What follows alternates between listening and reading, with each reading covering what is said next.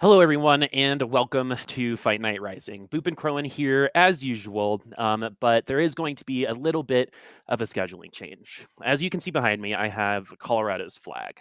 I am going to let you guys know that we are going to be honoring the victims of the Colorado shooting.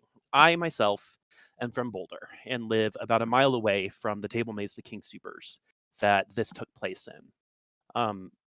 Community members were lost that day, and I think we need to remember who these community members were, because that's what the story is about. So if you can join me in keeping Boulder strong and taking a moment to listen while I read the names and tell a little story about the victims of the mass shooting here in Boulder, Colorado. First up is Denny Stong. He was 20 years old. He got that job at 18 years old through the help of his teachers at Fairview High School. They celebrated because he had been applying to a lot of jobs, and King Supers was the first one that he ended up going to and getting accepted for. He liked it because there he could help his community. Nevin Stacinic, 23. His parents were refugees from Yugoslavia, now Serbia. They escaped Serbia to try to avoid the violence there, and unfortunately found violence here in America too. Ricky Olds, she was a front end manager at King Supers.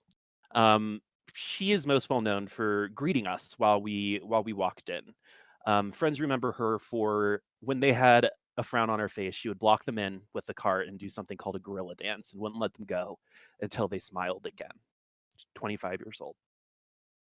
Chelana Bartkowiak, 49. She was a store owner here, a store owned and called Love.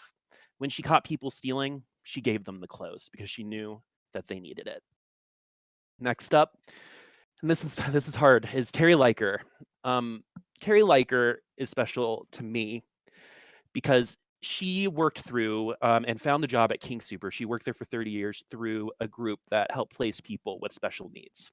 Terry Liker was also a very big fan of the Colorado Marching Band, which I was a part of in 2008.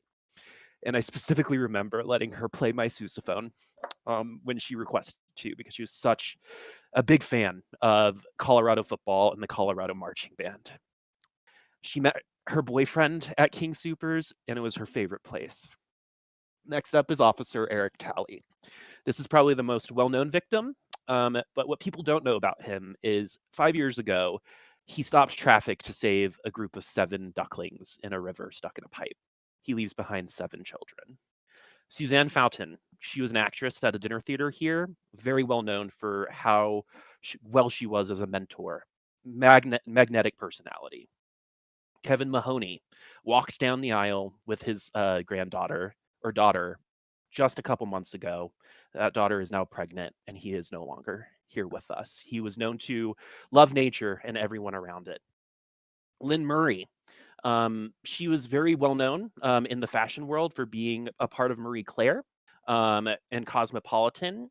She was shopping for someone else. She was shopping on Instacart. She was known as an Uber and Lyft driver, not because she needed the money, but because she wanted to help the community. She was 62, Kevin Mahoney was 61, and Suzanne Fountain was 59. Last is Jody Waters, 65. Jody Waters owned a lot of businesses on Pearl Street Mall. You couldn't go anywhere on Pearl Street Mall without seeing her and her magnetic, effervescent personality and her mentorship for a lot of young entrepreneurs. I know that this is maybe not the best time to talk about this, but as someone from Boulder and someone a part of the gaming community, I wanted to make sure that we gave time and we gave our remembrance to those that we lost. And I appreciate you, this community, for allowing me to do that. And now we can start healing. And this for me was a big healing process. And the best thing that I think I can do now is do what I love, which is engage with my community, which is gaming, especially TFT, and watch some amazing TFT from here on out. So thank you so much for allowing me to go through this. Thank you for Wisdom for helping me remember and helping me cope through this crazy process. And let's get on with the games, Khroen, all right? All right, let's do it, Boop. Thank you very much. That was a beautiful tribute and remembrance to all the people in Boulder, Colorado. But We are here at Fight Night. We are here to try to put some smiles on people's faces, try to heal, try to cope. And first of all, let's introduce the players that we have here competing at this Fight Night. Of course, we have our 3 from last week. Noster 11, the victor, joined as well by Bananaramic, AJSwagatron, and then the new members Toby Streams, Koalaesbelto, Sir Black, FatalMyth, and ADC Diff NA. I don't know if you saw Raditz's tweet earlier. It was like old what is it? Old men play TFT because they have bad aim. Yeah. Or something like that. And so I think Boomers AD carried play Diff. TFT because Yeah. I feel like I'm in this tweet and I don't like it. Because I have awful aim, dude. Anyway, I'm not as as flexible as I used to be. What can I say? It happens, we're getting older, man. But at least we get to tell the stories of the players who are super good here, and they are of course competing for their share of the rising prize pool. $100 for first place, second place $50, third and fourth $25 a piece. And we're going to be getting into the game soon. But Boop, we did have a bit of a patch change, I suppose, a bit of a mid patch. There was a few changes there. Not going to change things too much, but it is a bit of a Tristana 3 nerf. Nico buff. A little bit of a mage nerf, but the Nico buff, does that excite you, Boop? It does, because I actually love playing Fabled. I realized that a lot of people kind of just they tried it out when Nautilus got buffed again, and it was actually a pretty solid top 4 comp. I mean, I remember when the set came out, I think Contrado got second twice and first once with it. And so I'm excited to see it, but I think it's hard because once you put that Vanguard spat on Nico, things can happen. And it's going to be interesting. I think what it does though is potentially add more variety on things that we're going to see at Worlds, for example, and making things like Fabled a little bit more viable to win lobbies with. Yeah, no, definitely. I think that's gonna. I mean, every change in the meta, we have to take a little bit further than just like an initial glance, right? Because every single change in TFT could have rippling effects, even if it's just like a small Kale change or a Nico buff. Like those things can play rock paper scissors amongst other comps that are good in the meta. Say like take Slayers, which is super dominant. Take Mages as well, which is kind of the other probably like S plus tier comp right there with Slayers. It got nerfed a little bit as well, so we could see some more ripple effects because of that. But first, we are on board with Noster 11, our champion of last week's Fight Night Rising. And I know you were not here, Boop, but Noster played very, very well. So I'm definitely expecting to see a lot out of him here today once again. I mean, Noster, in my opinion, is one of the best players that you can find in TFT. Oh, yeah. Because I remember when I first casted Noster a couple months ago, there was this kind of idea that Noster was a top 4 player and couldn't win anything.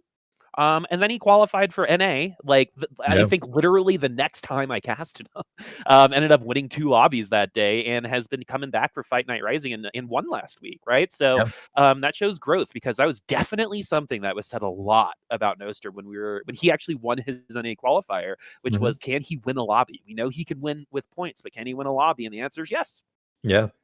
Hey, won a lobby last week as well. I believe it was 1 first place, 1 second, and 2 thirds. But even still, the consistency there is going to be amazing. And Noster is already off to a very good start here, in my opinion, having already 10 golds, making Econ at 1-3. Even has the potential of 2 Forge units in the shop right here.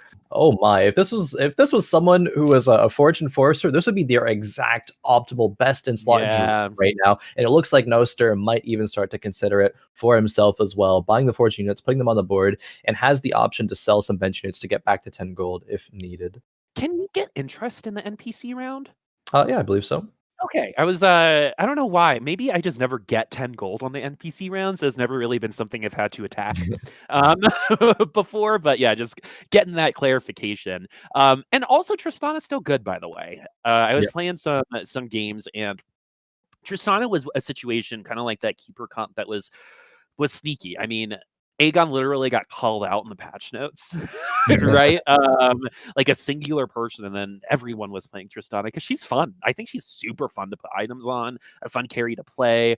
And if you like barely winning rounds, Tristana is perfect for that, right? How many times has, it been Tristana versus 3 really low characters, and all of a sudden they're all dead?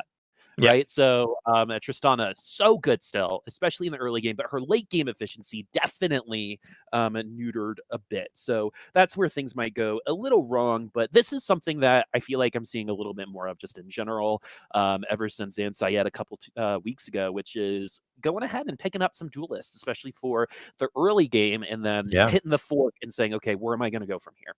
Yeah, true. That Duelist game, I don't know about, I mean, probably for you too, but it definitely sticks in my mind as like, wait, Duelist, all right, it's gonna fall off at some point. They just didn't fall off, and it's like, wow, that's pretty amazing. I don't think Noster is gonna, go the route of more Duelists than this. Probably just has it as a sort of transitional state of the board, but does find a chosen Zed here, so that's still gonna be pretty solid for now. Just kind of playing the best board right now. Didn't want to econ more in the end of the PvE rounds, just wanted to push the levels pre-level to 4, and I would say right now has gotten rewarded because of it. Still a strong board. Has a GA as well. The only 2 components that you had, Noster had a sword and a vest for a GA. GA, one of the best items in the game right now. And I think I've said before here on Fudnet that like it's not the most amazing item to get first. You might want it like second or third on your carry, but sticking that on a Yasuo early game, like that's still really, really strong.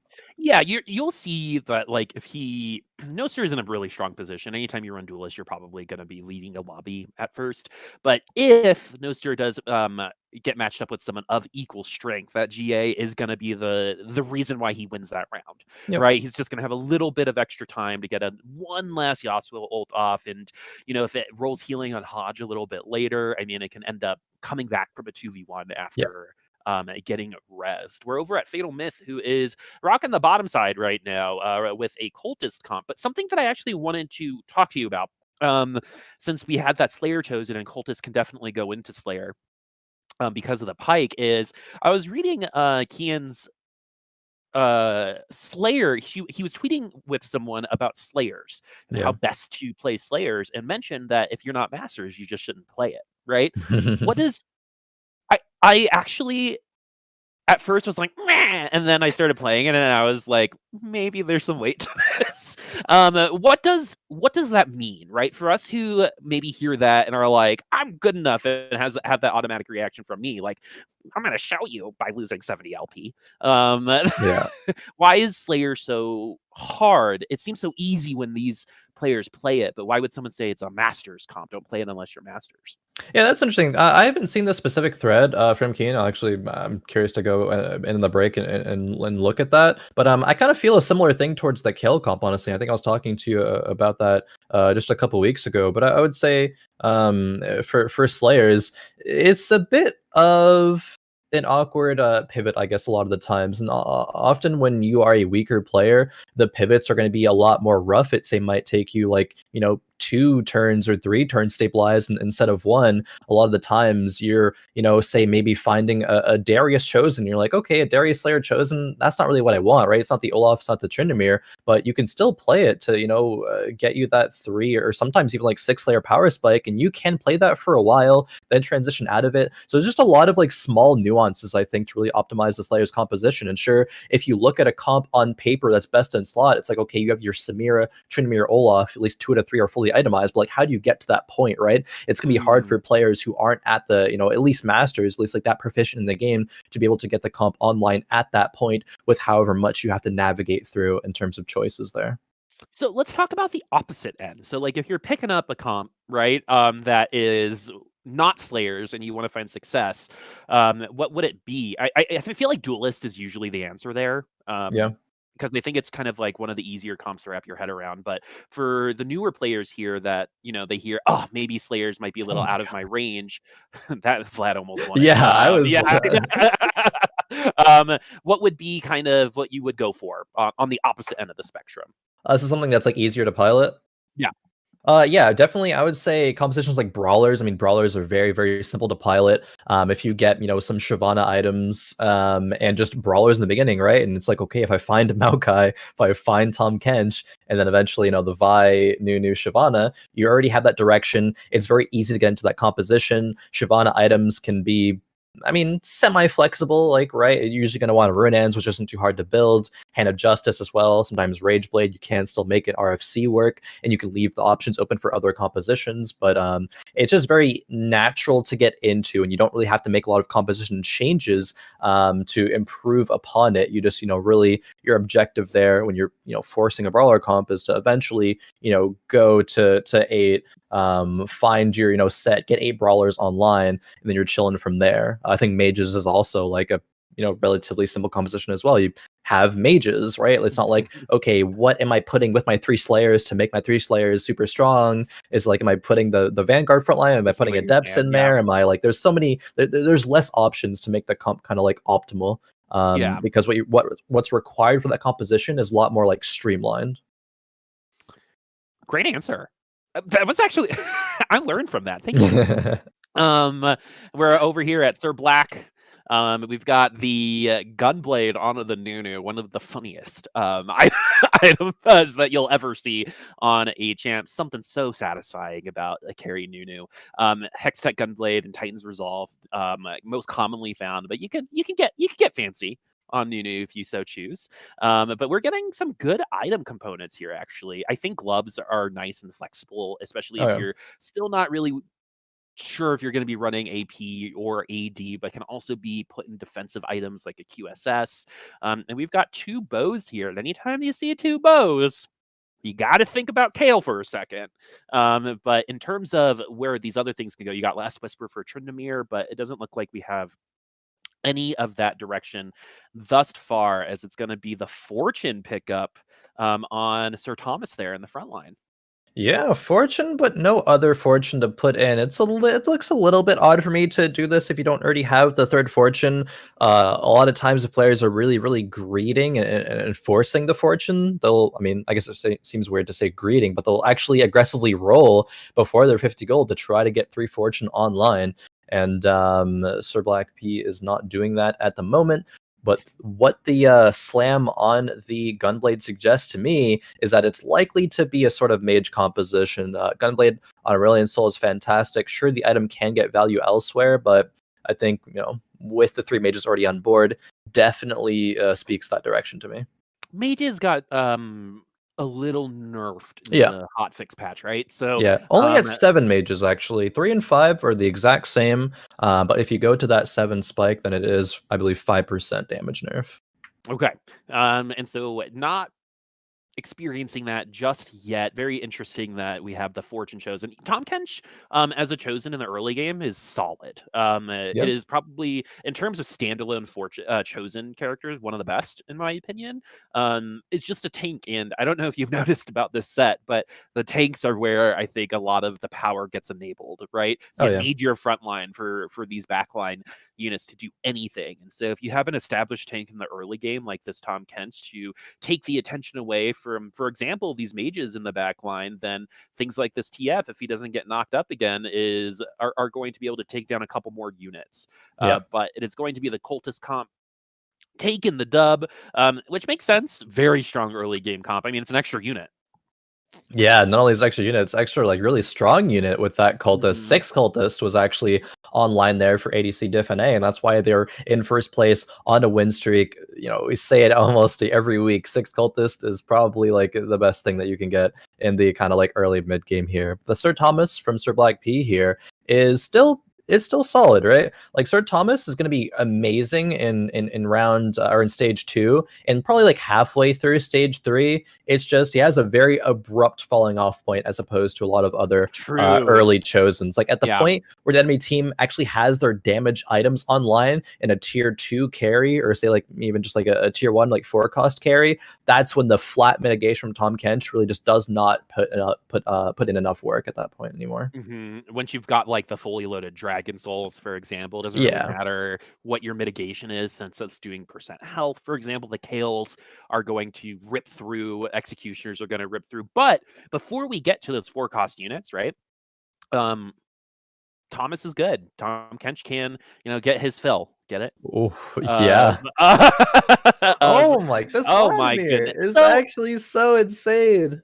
I have said for a while that Vlad is slept on. If he wasn't a cultist, he'd be broken. Yeah. It, Vladimir's an amazing unit. Just like the yeah, support that he's able to bring and to your team, and like we saw right there, Vlad actually just like 1v3 or I 1v4, like the the healing ionic and the spark on damage him there. too. Yeah, it's super, Yeah, super that's good. cool. Mm-hmm. Not only is it more damage, it's a little bit more defense. So you go up against some EP comps like a Kennen, right? Maybe that cloak is gonna give you one more ult when everyone's low, and you're gonna actually get more value out of it. Yep. But Kennen is in the lobby, friends, and Kennen is very, very strong. It's the freeze tag unit, I like to say. It's like he ults and it's like freeze or red Yeah, light, green light, right? I feel Um, that. exactly. And it's all about what happens after the ult, right? If you survive through the ult, you might have a chance, but usually the Kennen is gonna be knocking out most of your team if that Kennen is matching power level to the rest of the lobby. Yep. Which is very interesting right now, since we got Sir Black at 44, FatalMyth at 64, and everyone's kind of close after that. Yeah, a bit close. Fatal at 64, and actually is gonna risk losing this round as opposed to going to 7. A lot of players in the situation would be comfortable going to 7 and staying above 30 gold. Sure, you wouldn't put in an amazing synergy, right? But still, even putting in a Yumi at this, early to mid game part of the game is still going to be really impactful. One unit here could very much have made the difference, honestly. Yeah, I think Yumi here actually could have spelled the round win here, FatalMyth, but did not level up, will maintain a bit more gold, but will lose HP, and you're already towards the bottom of the lobby right now, so that's a little bit risky. Another Kale is found. The last one it was, of course, sold off of that carousel, but now FatalMyth is keeping him on a bench, not losing any econ, and has some options. I rarely will see people go for a Talon route in this meta, even after the Talon buffs last patch, but it is an option that you can go, and I think that there's situations where Talon is going to be a good carry. Um, sorry, I literally played Talon in the last game I played and got 7th. Yeah, I mean, Like fast 7th. it's Like it wasn't. often not great, but there And are those subs I that, like, had best in slot items at like 3-3, dude. Right? Like oh it man, was so. yeah. But the reason why it kind of stunk was there were a massive amount of Tristana players in that lobby for some reason, and he never got to his ult. Right? He'd Yeah. go like if I positioned and they got to the Tristana was procking that ult, and I didn't have a defensive item on him, I guess. If guess not best in slot, but Yeah. dude, it was rough. But if it's a heavily KO lobby or a heavy Oh yeah. Uso lobby, Talon is great in terms of countering. As we bid adieu to Vladimir, who I hope one day gets their chance in the convergence, if you Yeah. will.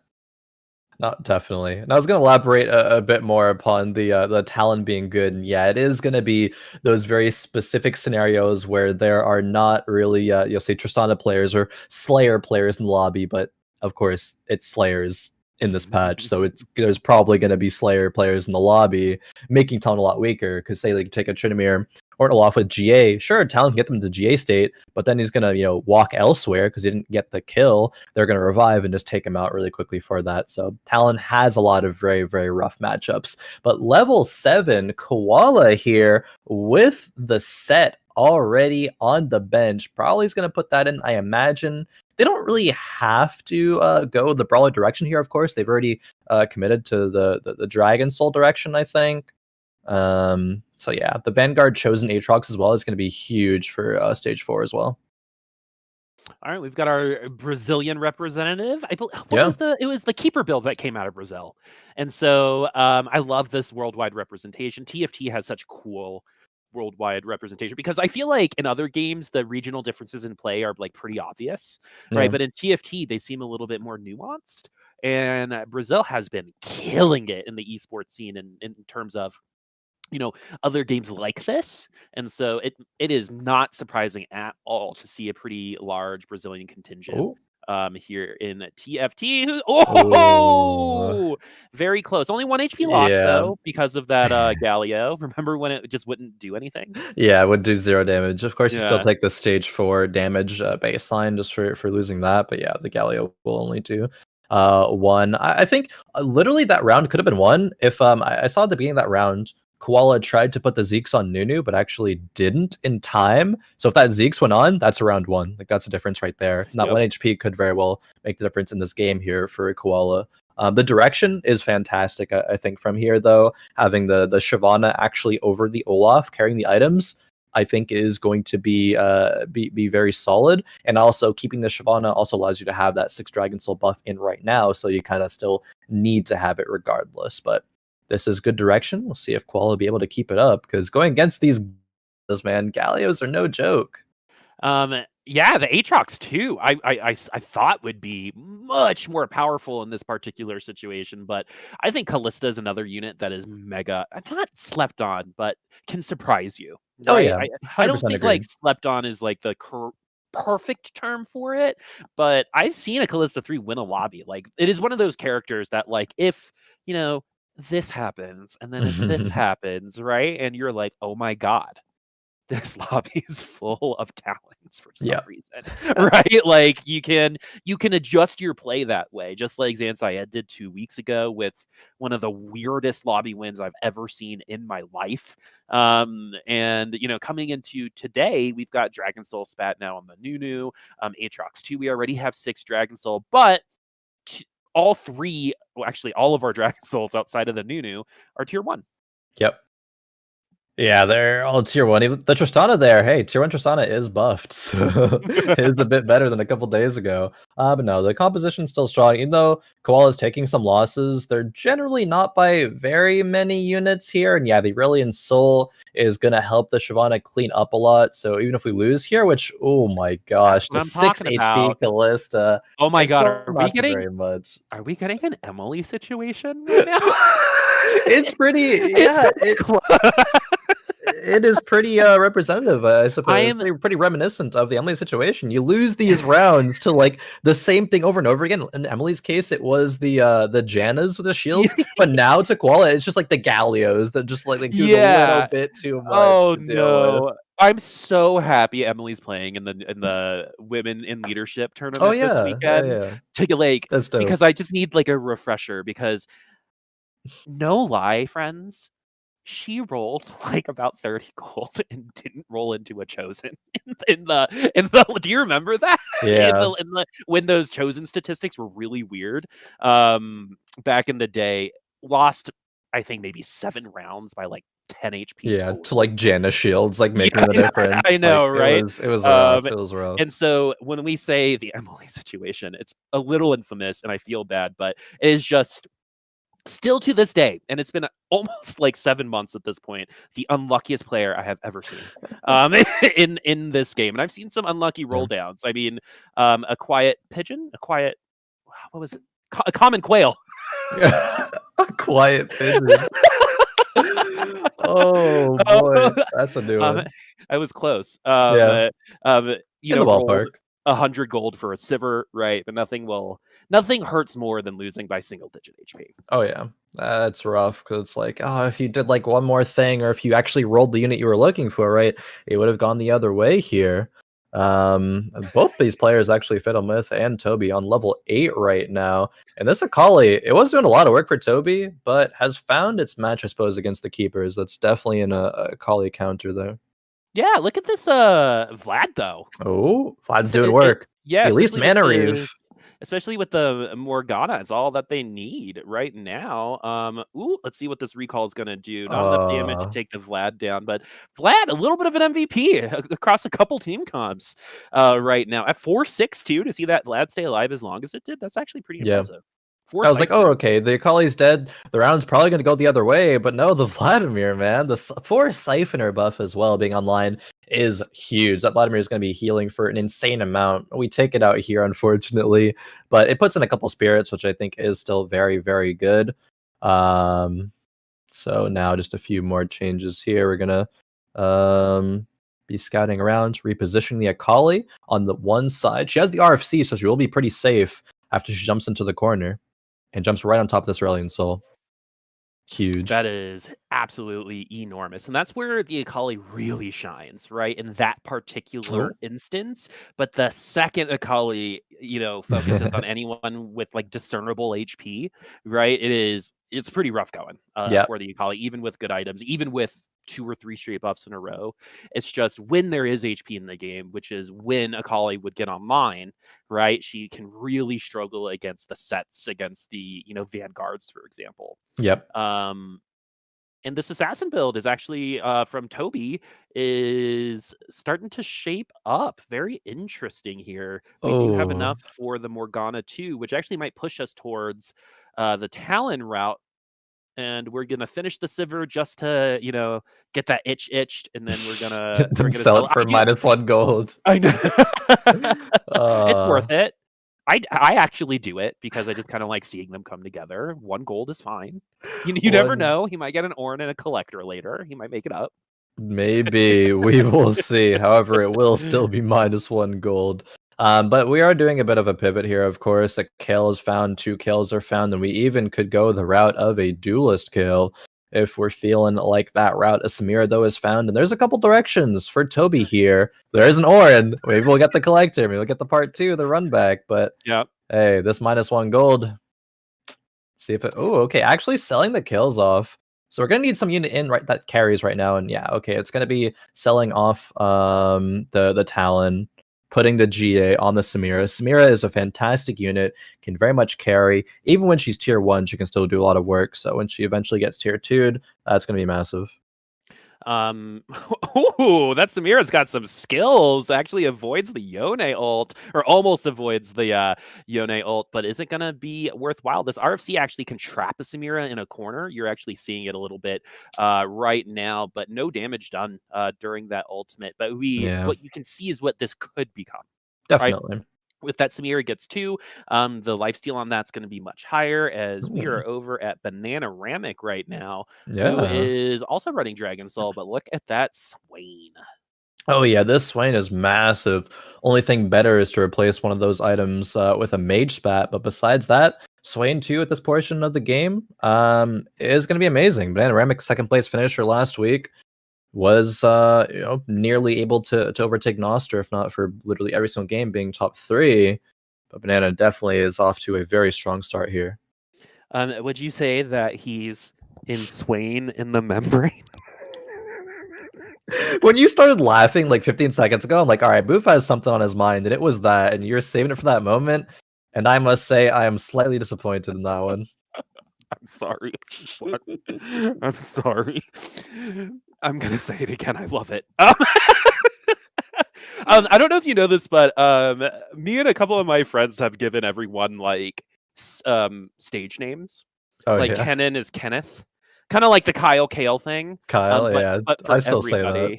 Yeah, so Swain is Scott, which I don't know. That's kind of random. I think is hilarious.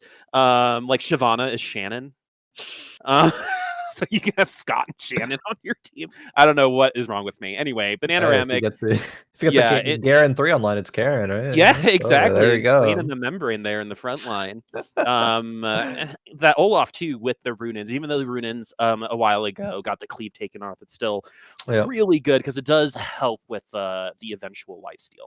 Yeah, definitely. If we get another item on there as well, it's like a Last Whisper or Deathblade Runins helps that stack as well. Still just really strong, of course, because you have the Olaf 2 and you have the Swain 2 online, so going to be winning up against Koala that round. And Bananaramic's comp here, if we go back to your question earlier about why Slayer is so hard to run, I think looking at Banana's comp here is going to be a teaching reference here. Bananaramic has 3 Slayers, has 3 Dragon Souls, but what's the other synergy, right? It's going to be 4 Adept here, and not a lot of players would do that. They would see that Adept chosen Shen and be like, no, I don't think that's good enough. But it really is right now for Banana, and that's the reason why they're able to stabilize here with 50 HP being on top of the lobby, is because of those small things that you can add in that actually has a massive impact. Not a lot of carries in this game have QSS, I believe, so that Adept debuff is going to be massive. It's going to last for the longest time it is able to. especially against the Olafs. It gives you a little bit of Mm-hmm. a window that is going to get you um, show the Olafs in a more vulnerable light, right? With that adept, it's going to take 1 or 2 more seconds to get to that ultimate, right? And that's when Olaf is most vulnerable. You usually will win a round if Olaf ults, right? But if you can keep him from doing that, then you're going to feel a little bit better. And that's what that 4 depths is definitely used for. And we're also doing in what, in my opinion, is probably one of the best kind of duo units that you can do, which are 2 of the same units on the board, which is Kennen. Which means Yep. that the ult is gonna Ooh. go at least 1 hex wider than it normally would be. But man, once that Kennen ultimate, it's all about what happens right after, and you see that this particular Kennen didn't actually take a lot of people down and just did more CC than anything else, letting this Asol give them a little bit of a chance. It's definitely not over though, especially with that Bloodthirster. Ugh! Oh yeah. I'm sorry, I didn't mean to. I got into it. I Okay, was I really love excited over that TFT. matchup. Hey, I was too. Yeah. That matchup was really close there at the end. Like Zaya's where their feathers go, what time they pull back, if it's gonna be after the Mhm. GA, but it was before that time. So I mean, yeah, it was a close one there for sure. Now Noster has hung on for now, but still is 1 round away from elimination, is 2 Kennens away from Kennen 3, has not hit the Lulu upgrade as well, which is in the shop right now, and it's gonna be awkward to lock that because it just means you're furthering your shot away from getting that Kennen 3 online. Which you're only 2 away from, Yeah. right? And hopefully we can even make it to the Nexus minion, get gifted a Nico's or Yeah, something. hopefully. This is going a little bit better. We do have not ideal items Oh. on the Zaya. And Samira, oh man, that Samira, it deserves a contract. Give give that Samira an LEC contract right now. Oh, Makes it almost. close. That was an awesome fight to watch. Yeah. Um, I hope that in the future we actually get more interactions like that with units that move around and can dodge and have that be like internal balance. I know it's frustrating, but that was hype, to be honest with you. Yeah.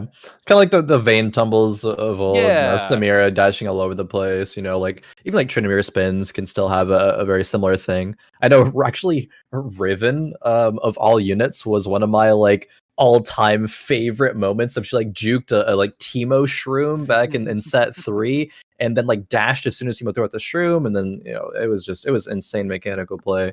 Yeah. So it's really fun when the units are able to do that. Like oftentimes the Samiras here in this set. So that is very, Yeah. very fun.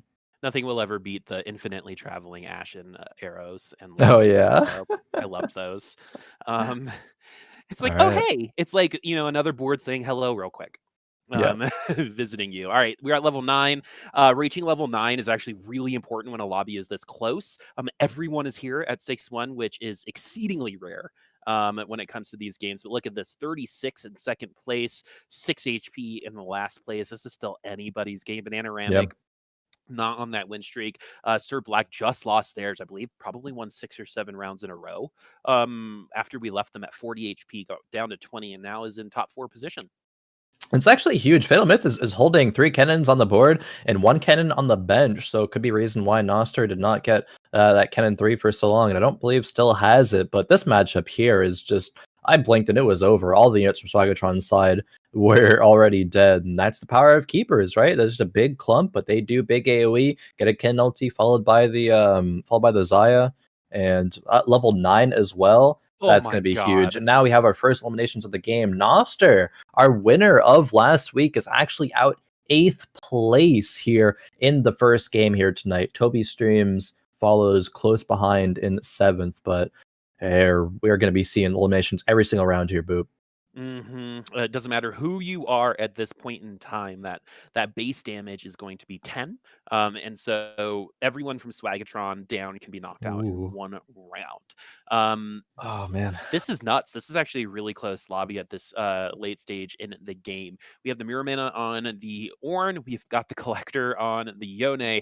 But best of all, we've got a pretty defensive Aesol. You actually see that version of Aesol a little bit closer into the front sometimes because you get the Dragon Soul buff along with the ult, and with the GA, everyone kind of runs away and gives you another chance to ult again. Yeah. But it's going to end up getting Wow. top 4 with 1 HP.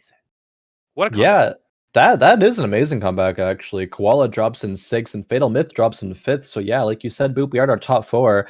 And Sir blackp was like 20 HP like 3 stages ago, well below everybody else, but has stabilized with this fantastic mage composition here. The double Titans Resolve didn't really do anything in the early game on that Tom Kench, or I guess the mid game, but now on the Annie 2, even though she is only tier 2, that's buying a lot of time and giving that Aurelion Soul time to, with even 2 defensive items. Like, it's just such a safe composition, but still outputs so much damage. Even the set 2 now with the death cap, like, that's going to do a lot here. Yeah, that Beast Gloves roll is huge. Oh, but we ult not in a hugely opportunistic direction. Yeah, still okay, we actually though. put someone closer to the ASOL, but the ASOL's cool. ASOL's got full health. Yeah. We're feeling good about ourselves. Swagatron, great name, by the way, gets taken down. We're in our top 3 already. Bananaramic seems to be in complete control right now. I cursed you, as the Samira is going to take him down. Yeah, it was close to being a top 2, close to Bananaramic being in full control, but that Samira just a bit too powerful over the Swain. Mage Spat, huge for Sir blackp here. Could perhaps go the 7 mage route, maybe replacing the Yone. Who would we put Collector on at that point? It'd be a bit awkward, I guess, to put the items on optimal users. Champions on mana can't become mages, so Callista just pops off already, of course. And we're rolling here. What do we give the mage to? I guess it's going to be the Ornn, if nothing else. Yeah, what other choice are you going to have? Because I think that they don't have any other choice. Yeah, the 3 Elderwood here okay. Yeah, we will see the 7 mage here. TF goes in. Here we go. So this Ornn ult is nothing to scoff at. I mean, it's not like the most amazing ult in the entire world, but it can. What it does is create time for your backline, right? And in this comp, that's what you need. Is you need time for your ASOL. Yeah, definitely. And time is being bought for the ASOL so much right now. Still with the Annie in the front line, the Lulu in the back getting her ultis off. This Aurelion Soul still has GA active, and yeah, Sir blackp is going to take out another chunk out of Banana right now. Did ADC, okay, ADC diff did win that round, so we still have our top 3, but we could see the game end here. We could go to stage 7. What's your prediction? Yo, if this is how today is starting, I cannot wait for these other lobbies. Yes. This is actually crazy. So, Sir Black has been in last place, or was in last place for 80% of the game until he hit top 4, right? And so it's really up to these 3 comps. And looking at where these comps are, right? You've got a Slayer, they're getting so strong. Right, you've got, and the 7 mages did just get nerfed. But so what this ASOL needs to do is be pretty good about the targeting already. Make sure that the QSS takes down that Blitzcrank hook with no issue. But we're in the backline already. The Samira is able to ult, but don't count ASOL and set out just yet, especially with the Hextech Gunblade. A lot of damage going through, and is going to end up taking the round. Hextech Gunblade going to be the reasoning, and a little bit of dodge help from that QSS. Banana lost that round as well, so no matter what happens, Boop, the game will end on 7-1. Sir blackp is on a 4-win streak here. 1 HP. Could see a 1 HP win, 1 HP comeback. This Aurelion Soul don't even need 2 damage items, right? The 7 mage bonus is a damage item in and of itself. Do you say Visage or Visage? Spirit Visage? I think, I say Visage. I say Visage because I'm fancy. It does sound a lot fancier there. Visage on the convergence. Sir Black now with the Bloodthirster. Not an ideal item. No. Let's stat out that brand. Okay. And Nico is nice. Okay. TF2 is actually hard to get right now. Okay, so we're gonna go ahead and get that TF2 going. 15% chance, actually lowest percent chance outside the 5 costs. So not a terrible idea, because who else are you gonna Nico? Yeah, literally, you can't even Nico to get the gold to level up to 9. You're never gonna get to 9 here. That's actually the only play that you could make, and you're gonna end the game here with 40 gold. But that's just the way it be sometimes. But Bananaramic over there has a Lee Sin chosen now, trying to do anything they can to get the advantage in this round here. Yeah, what are you saving your money for? I guess level 9. I mean, there's really nothing you can do right now with the money. I guess so. This is the last round though. So, Yeah. nice set ult. My sets loves ulting just Sand Soldiers, so I'm already feeling good about this.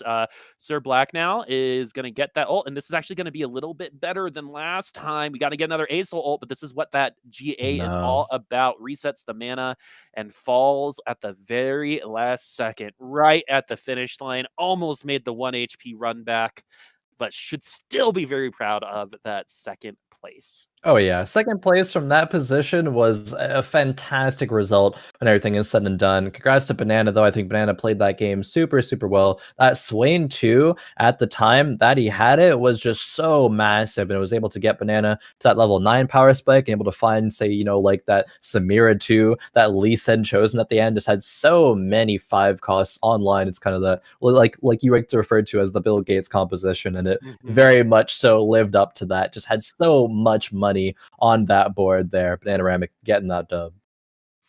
And so, yeah, I think we can talk about some nuances. It's just weird to see a player hold on to that gold when it's the last round. Yeah, so Right? actually, I have thoughts on that if you don't mind. Yeah, Go for it. I yeah, think real quick. it would be great to talk about because I would love to Yeah. learn. So in that position, you're level 8. The game is going to end before you can get 9. What are you going to do with the gold? You literally have your board all upgraded already. You can roll it in maybe like a 0.05% chance, roll a random like 3-star like Annie or like one of your 3 costs or something, but that's so unlikely. So that gold, you can roll it down, but it's going to distract you from scouting or repositioning at the last second. So what's going to be more valuable at that point is to spend that time that you could be rolling for like a 0.00% or 0.05% chance, but or maybe even less than that, honestly. But then to just keep track of what your opponent's doing, move the last second positioning when you need to, and that's probably going to be more likely to net you the win in that scenario. Very interesting stuff. It's just it's one of those things, right, where Yeah. you see it and it just seems so simple, right? Yeah. That let's just spend the money because why not? I like getting a reroll. But in the end, like, what are you gonna get out of it, It right? doesn't. It literally does nothing. It does nothing. You roll for fun. You can literally roll down your 50 gold there. Just spam D as many times as you can, and the same outcome will happen. Like that gold is basically worthless. It's so inflated. Like It's inflation. Oh no. As we get into our second lobby, though, what was really interesting there was Slayers again didn't really pop up until the late game. We did get to see Mage 7 and an Anima Visage on a true. TF, which was fun. But yeah, it's still to this day, I still feel like if you're able to get your Olaf online before everyone else, you're gonna just push so many people out of the way that it's a guaranteed top 3 at that point, top 4. But these lobbies that win always seem to take that extra step. They hit 9 and then take that extra step. They've got the tier 2 second 5 cost unit, Yeah. for example, because I remember when the meta was a little bit more aggressive at the beginning of the set, we weren't even making it to round 7-1 like Oh ever. yeah. Right? We were ending. I remember we had a top 4 at 5-4 once. Right. And so Yeah. when the reroll comps were happening, and the game has definitely slowed down, and the game is definitely starting to open up just like a lot of other games do. You always start aggressive, and then you start, understanding. I think the term is the control deck, right? Yep. What is going to be the equivalent of that in TFT? Is it going to be something like mages? Depends on the player and what they like playing. As we start from our last lobby winner, which is Bananaramic, and everyone looking for a couple. Actually, everyone's kind of separated right now, looking for the swords. Yeah, Labor swords, swords, gloves, still gonna be massive. Same with the rod actually as well. Rod to get your mage comp online. We saw what mage did in the last game with from Sir Black's perspective there, able to almost make the 1 HP comeback dream. But I did want to expand upon your point about seeing the aggressive meta in the past. I think I've said this point a few times on Fight Night, but just quickly, at the beginning of sets or patches, it is just easier to play the game aggressively, spend your gold, because you're not going to know how to utilize it to its effectiveness. You're not going to know the exact ins and outs of how to make like the most out of your money, how to make the most out of greeding out just a little bit more. So you play aggressive because it's okay until people start really understanding the ins and outs of the meta, and you can greed that gold out at that point. You can be going to stage 7, push your level 9s, and know exactly how to maintain HP, maintain pace throughout the whole game. Pace is also like I feel like a really understated part of TFT, right? Yeah. Because I think it comes naturally to evaluate your comp for a lot of us at 3-2-4-1-5-1, right? Yep. But it's not natural for everybody, and so you have to really understand why 3-2 is such a great place to kind of reevaluate what you're doing. Right, pick maybe another chosen level up to 6. A lot of people will do. Some people will roll down to hit their 1 cost. You know, if you were playing reroll, that's where you would roll to try to finalize your tier 3 1 cost unit. But in general, the early game I actually think has closed off a little bit in terms of variety, which has actually helped the late game open up a little bit more. We're not Yeah. seeing, it's a Slayer patch, right? And we're gonna see Slayers, but that was not super dominant in any way, shape, or form, right? All 3 people were in single digit HP by the end of the game. And Yeah. so there is nothing right now that these players are racing to that is overwhelmingly taking people out. Yeah, definitely. Just looking to see if Banana could have made 10 gold there. Unfortunately, does not. But hey, gets to put a few Warlords and a couple Vanguards on this board here, which is great.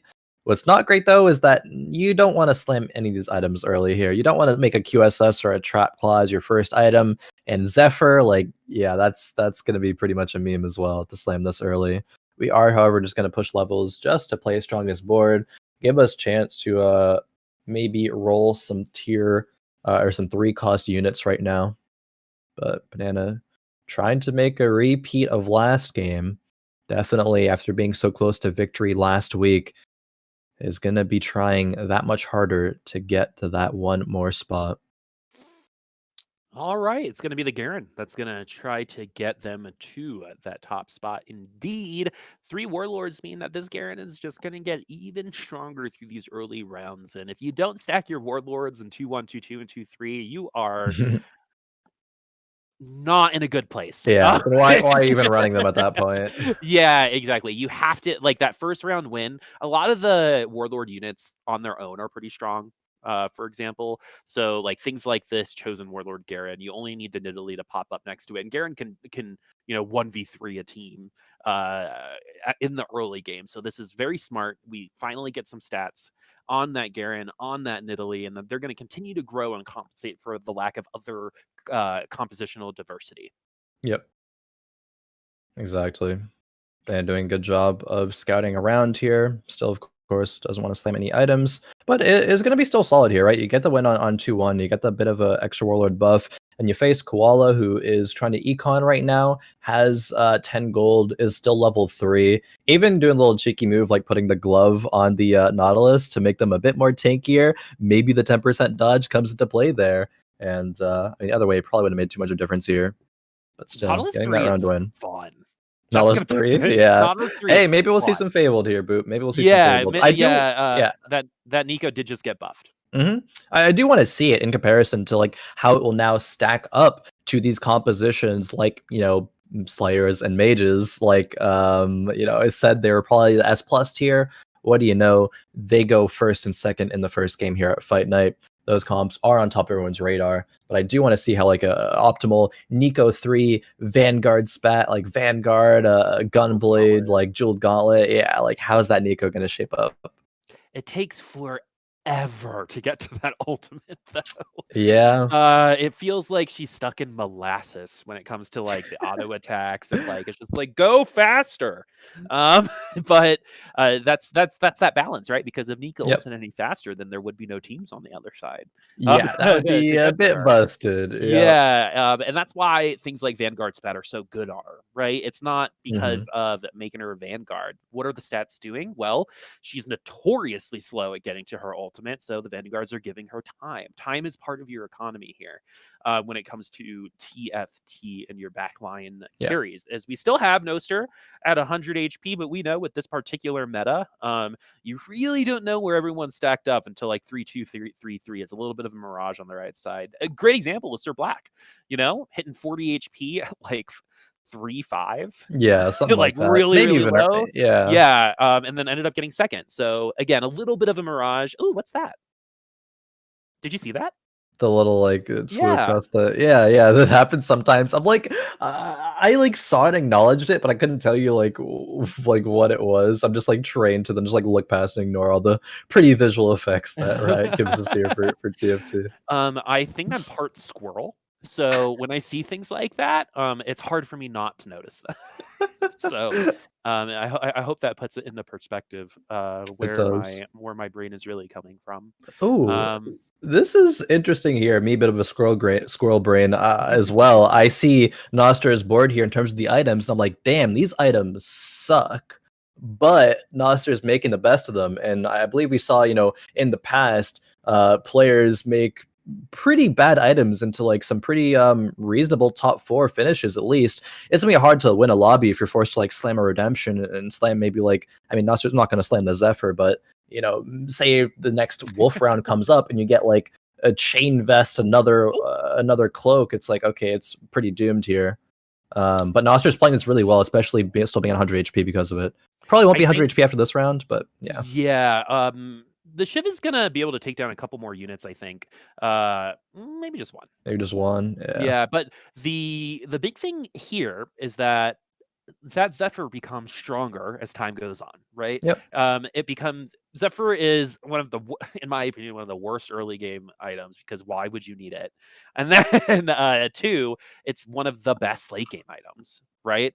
Yeah. I think Shroud of Stillness is better than Zephyr. If you have to, if you in a vacuum, if you had to slam one in the early game, I would probably slam Shroud over Zephyr, because that I think affects the fight more than Zephyring a unit when there's only 5 units, for example. But what I like what Noster is doing here is it's still best, like, what is it, best possible, right? The redemption can help win you around, right? Say that Sivir is going to be Yeah. really low, right? Or is really low, and then all of a sudden that Maokai dies, that Sivir all of a sudden has an ult, right? And it actually might happen. Yeah, it heals up the Shyvana. Yeah, Yeah. exactly. So, without that redemption, Noster probably actually might lose this round just in Yeah. general. I think so. We Maybe, at find, least, yeah. 1 out of the 10 times redemption's been useful in TFT, and it happened to be here, but that's because Noster made it happen. Now it's all about like, okay, we have a belt and a tier, and we're about to hit our NPC rounds. Hopefully we don't see things like a glove come out that could have been a Hodge. Maybe we slammed a little early, but Noster likes slamming items. Yeah. Like slamming items, which is why we see the redemption here. Like a lot of players would not have chosen to make that redemption because like, ooh, it doesn't give me any direction. Like I want to wait until I can actually slam good items, but sometimes you gotta know when to bite the bullet and slam the quote unquote, unoptimal items here. And it might even be Noster doing that with the Runan's Shyvana because Cool. sure, oh yeah, like these items weren't great. One cloak and one bow. The bow is the only thing that gives you any semblance of direction here. Yeah, I mean, even if we still had both the other belt and the tier, maybe you know what I mean? Yeah, that feels like pretty bad. Yeah,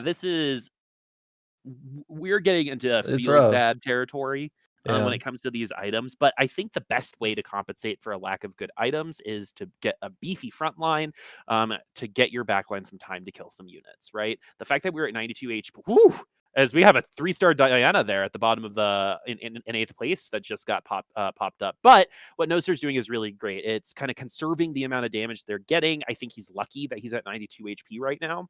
Yep. And things are working out. We'll see what happens when we get to carousels and stuff like that, because this belt and this cloak could turn into, especially that cloak can turn into something worthwhile. Yeah, I think one of the only redeeming factors going for Noster right now is, like you mentioned, the HP that you're able to save. Noster maybe being a bit lucky being at 92, but that's going to be the difference between being forced to slam items or kind of greeting components to actually make some effective items. That was a huge loss right there, though. So you can only really save them for so long. At some point, you're going to get outscaled. You're going to say, okay, I have to do something to make my board stronger right now. And if it doesn't come in the shape of rolls, it has to come in the shape of items. And Noster rolling a bit there to get the board stronger. Does hit 3 Dragon Slow, which is huge for the Shyvana. And gets the sell back up to 30 gold here. So Noster is hanging on. And we talk about pace, of course. The pace of every game is going to be different. and it changes when you don't have items that you really want, and you have to stabilize another way. The pace here is still fine for Noster right now. Yeah, who is that runner? It was like back in like old time Olympics where he forgot his shoes and had to run a marathon in someone else's shoes and ended up winning, right? Like I that's have not even like heard of that, actually. That's crazy. it's like old school Olympic sports like mythology, but it kind of feels like, you know, Noster just has the wrong pair of shoes on. They're 2 sizes too small. Yeah. Right? When it comes to the items they have, because again, this Zephyr is gonna be nice later. Mhm. Right?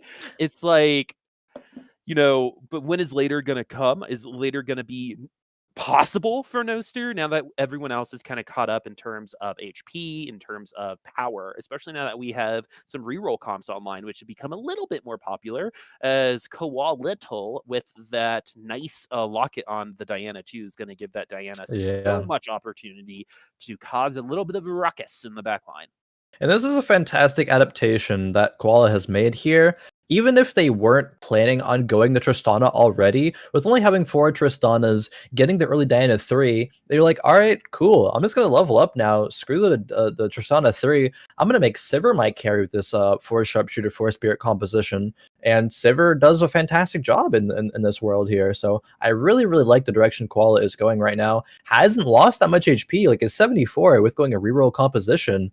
And it's still winning rounds here, like on a 4 round win streak. Koala, I believe, is rank 3 in Brazil right now on the leaderboard. So definitely a very, very strong player. And seeing this play right here, that not a doubt that comes to my mind that they're at their rank, or could even be rank 1. Maybe has been rank 1. I have no idea. Yep, this stream brought to you by the color blue. It's a lot of blue in the background. Yeah, me too. It's both of us. Oh, if you guys are curious, I saw some people. This is the Colorado flag. We have a little bit of time. If you guys want to know what it's designed after, the middle is the sun. The sea around the sun are the mountains, and then the blue and white are the sky. Isn't that Oh, cool? today I learned. Yeah, I think we have one of the best flags in the country. Just gonna put it out there. It looks really good. Okay. Yeah. All right. A little bit of pride. As Koalaesbelto now is gonna be playing in the dark. What is There we go. Okay, now we're back. Okay, so Sir Black, that was actually a pretty cool transition just in general. From camera to camera. A very well done production. But yeah, we've got so many. Is everyone just the items are just so rough. Yeah, it is belt and cloak day, like no swords. Like I've seen one bow. Yeah, there's one sword, the GA, of course, but it's no rods. Like I don't know. It's a weird game. Weird game, Boop. Definitely a little bit more nuanced than other games that we have seen. But when everyone has, struggling items, it's the great equalizer. That makes it interesting. Right? Yeah. And so people are going to have to think on things that they normally don't think of. It's just, TFT is a little bit of a game that if you just remember more information than the next person, you'll find yourself more successful. Oh, yeah. Right? That's across the board in any skill. But that's the whole point of skill expression, right? What can you do? How can you utilize the information that you have on your brain, represent it in the game, and know that that is the best option out of the 3 that you have, right? Yep. And with items, now they're going to have to think about that because we've got 2 belts. What are those going to become? Maybe I think we'll probably hope for some swords to make some Zeeks out of those. Maybe a red buff. But we also have only a cloak and a glove on. A red buff? What's that? I know, right? But the at least we have sparring gloves, and those 2 components can turn into something. Just like not right now with what we have on these characters. Right now, Koalaesbelto with a jewel gauntlet on the bench probably has the most item direction that we've seen so far in terms of POV. I mean, item direction, but not composition direction with those items because they were going the sharpshooter spirit composition. So they have an RFC for the Sivir. I want a couple more Sivir items there, and then more lockets. That Rod wants to be a locket for the Diana.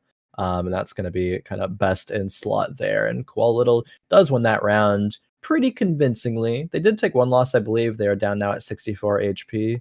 But still, they're level 7 with the real composition. Got to 7 even before Sir Black B there, so not too shabby there. Now putting in one singular Sir Thomas in the front line. Yeah, I wonder what FatalMyth is running right now, because anytime you see someone that low at this point, it's probably Fortune. And if they didn't win last round, I didn't quite clock it. They're in a bad position. If they're at 38 HP at this Yeah. point and haven't, you really want to cash out your Fortune at 3-6. That's, I Yeah, feel like, there's a the little more checkmate. wiggle room, I think nowadays, as opposed to like say, like I definitely agree with you. Like a few patches ago, like near where Fortune wasn't really developed and understood that much, people like, okay, if you go past 3-6 without catching your Fortune, you're stuck in Fortune jail and you're doomed. But now people know really how to, I think, how to play Fortune a little bit more in a nuanced way. They know the exact times they want to cash out. And it's going to be that 6, 7, or 9 loss streak. You really want to skip 8 because it gives you these gloves, and you can't really utilize these gloves that well. But you're still going to be able Is that to a get challenge? your. I mean, yes, yes, it is. But yeah, you're still gonna be able to get some good direction, even if you dip into stage 4 with Fortune Mhm. nowadays. It's not as doomed as the past, but I still agree with you. You'd want to get 6-7 cash out before that point. Yeah, ideally, right? Because Mhm, I feel like definitely. 4-1 is where you want direction, and when you're playing Fortune, you're still just kinda waiting for the cash out, and you have to Yeah. wait for it, right? Because how many times have we seen massive cash outs and then them not completing their turn in time, Hmm. right? I mean, there are Happens to some the best of people. us. I know, like, not everyone can APM like DQA. You know what Yeah. I mean? Like, not everyone can roll 50 gold in what feels like a blink of an eye. Um, Yeah. I'm not even sure DQA is completely human. 17 years old, by the way, constant Yeah, the wow. zoomer reflexes. I know, seriously. He's someone that, like, do you have anyone in your life where you're like, "Wow, you're so talented. I hate you." You know? I think we view things a little fundamentally differently, Boop, so I can't say that I do.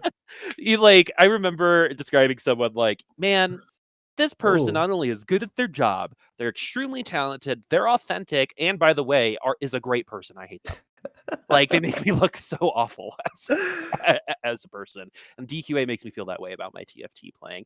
I mean, the APM DQA has is, like, good enough for StarCraft, but Yeah. but we get to see it in TFT instead. For sure. I mean, it's potential, definitely. It's like I guess hard to compare StarCraft to TFT APM, but definitely I would say the potential for it is there from what we've seen of DQA. Very, very talented player. We do see Fatal Myths board here, Boop, as you were wondering if they're running Fortune, and of course they are not running Fortune. But we did get to see actually a Vanguard Spat Nico on the other side of the board to Fatal Myth in that last round. So we get to see her wish, Boop. We get to see some Fabled Mhm. action, I believe, going on. I'm excited for that. Fabled is kind of like the specialist comp. Reminds me of Dusk, if that makes sense, in terms of the Hmm. people who play it love it. Okay, And, got yeah, you. and other people, like, sometimes will just, like, avoid it. Like, I don't play Cultist for some reason. I just don't. I And feel I think that, yeah. yeah, and then there's nothing other than it just doesn't speak to me, right? And I think, like, I play Tristana all the time, for example, and for some reason that auto attack based champions speak to me, Shyvana or Shannon, as I like to say, Yeah. um, is the same way. But what Fatal Myth needs to realize right now is that if you're running 4 sharpshooters, I like the spirit to go along with it, because if you're not going to build that attack speed along with you, you're going to be attacking in slow motion. And unfortunately, I think Fatal Myth might be on their last leg. It might not Yeah. even make it to chickens. It is very possible, and it really, really sucks when you get eliminated in a game before the Raptor round. You know that game went really doomed, especially even if you're not chasing a fortune cash out. Your board's just that weak. And it's not like we really even have that strong of a board that had the potential to have that strong of a board right now. The only thing that's going well for Fatal Myth right now is the fact that they have a decent amount of gold, so they can level to 8 here, and basically you have to roll it down to 0 to stabilize. But can they roll it down at level 8 to 0, make a board transition, and have Here it we be go. enough to stabilize? You gotta get lucky at that point. And yeah, we're gonna be selling the Tristana. Oh, sharpshooter Sivir chosen. That is actually perfect. It's not going to be too, it's going to deviate too much from what Failmyth was already running. So your board transition is going to be a lot easier to actually achieve here.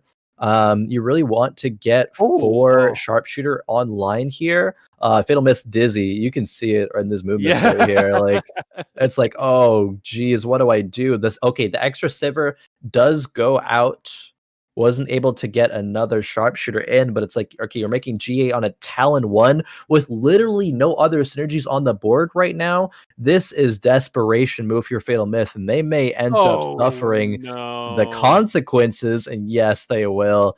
It was if you only had more time, but unfortunately, FatalMyth, their time is up for this game. We just talked about it. Yeah. Right? Like sometimes you just don't have enough time, and the few times your actions per minute actually matter, It's right right? there. And I think this is a theory on my assumptions on how the human brain works. If that Lucky Lantern didn't come up, I think he would have been fine. I think the Lucky Lantern created the analysis paralysis. Yeah, If that it does. I do agree. It puts in so many more options in your mind. Like, okay, the Lucky Lantern comes out. I should make use of it because I'm at 1 HP. There are more options here. But exactly as you just said, I think the analysis paralysis comes in those situations. I think also the spat took a little bit too much time to Yeah. look at. You don't have to use a spat when you get it, right? Like you have a reforger right there. So if you are more confident in maybe re-rolling that into something for your Sivir, then you're going to feel a little bit better about that. But yeah, everyone's going to have a couple reforgers now, which is always really Yeah. interesting, which helps with pivoting. Most people will reforge singular item components. Some people, like I think Noster, was probably super jazzed about the reforger. I think Mort God was True. like, yeah, I bet Mort God was like, you know what, guys, I'm sorry, I gave everyone belts today. Here's a Yeah. couple reforgers. Actually, though, it feels a bit of like, all right, we're saved something to get all these belts out of here, or these belts and cloaks that we don't really want to make anything out of. But man, I just like going back to, I keep thinking about the FatalMyth turn right there. And that's the kind of turn that you can watch back in the VOD and go like 8 different directions, and like 6 of them would have been better. And it just comes down to like what decision you actually make in the moment. And Yeah. it's hard to identify right as you're playing it. So like definitely, if those turns, if you guys at home, if you have turns like that and you're like, where did it go wrong? Like, you got to go back and watch it and really go like step by step, like every single roll, say, what could I have bought here that gives you direction? And then what I see in my next shop, like, what could I have then gone from there? And there's so much that could have happened in that You round. know, for example, like sometimes you don't realize that rolling past a specific chosen was the death knell, right? Because maybe the next 3 rolls didn't help, but the next 3 rolls after that, you could have gotten slayers, right? Yeah. And that's how you're going to be able to analyze what's going on. And that's actually really interesting. A lot of people keeping their items on the side of the board now Ooh. because of just a lot of thinking going on. None of these comps are like that amazing right now. If I'm Yeah. being completely honest with you. So again, this lobby is close. Koal Little with the Diana 3 still at 5-1 on fire, right? So Yep. you would expect that Diana at this point to have a lot more losses under her belt, but I that's not mean, the case right now as we get to see the Nico take just I think Sunfire damage or just Grievous damage right now. yeah. Um GA instead of a Hex Tech, but we got the Jeweled Gauntlet, which is the power spike item that you need Yep. for that Nico. Yeah, and we see that the composition there with the Fable that's relatively easier or simpler to run, it's going to get those wins at that point because Banana, this composition, it's Slayers, right? It's harder to run. You are at 5-1 and have literally 6 components still on the bench here. Like, what are we doing with those still? We're like, okay, finally we're starting to do stuff with them, and it's going to be to sell the Samira and swap the items over to this Tryndamere. The That's an whole interesting lobby, move here, Boop. we're on a tilt-a-whirl, dude. I can like hear the lobby thinking from here. And I think, okay, Toby's got best in slot. Not really. I guess he's got the Hextech Gunblade on the Asol. And it rolled damage, I think. I think that's red. So it's going to be a little bit harder, but we are going to be able to do. I think Asol, if you're in a situation where you don't really know what you're doing, just play mages and Asol. In my opinion, I think, like you said, in terms of direction, mages can give you some good direction. And if you Yeah. only have tank items, you can still build them on the Asol, put them in the front line, for example. But I think Asol is a really great one to fall back on if you can, as Toby also has I didn't see it because of the nice like dancing from the Asol, which is a was that a Samira 2? Yes, it is. Yeah. Samira 2, 2 early and sold 2s, and an Olaf Chosen. even in Ornn 2 as well, Toby has quietly put themselves in a very, very dominant position in this game if they can only keep it up right now. Sharpshooters online as well. Oh, it actually finds the Tristana to put more Dragon Souls online. I guess it's gonna be, the 3 Dragon Soul buff either way, but still Tristana is that best in slot, provides us both of those synergies. So Toby's still very strong. And we actually get to see a Z3, and I'm not actually sure who's running that, but it's gonna find its way right onto this Aurelion Soul. Oh, yeah, not the old Z3, friends. Not the So old Z3. Used to be able to win lobbies with Z3. Now, dread. this is what happens with Z3, unfortunately. It's a 2-cost unit, so I get it. But I know there are a couple Z mains from the last set that are a little sad.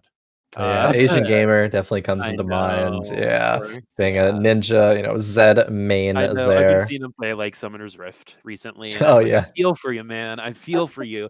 Like, my husband stopped playing TFT after Yordles got dropped, and I was that's a like, long time ago. yeah, and I was like, and he's still kind of protesting.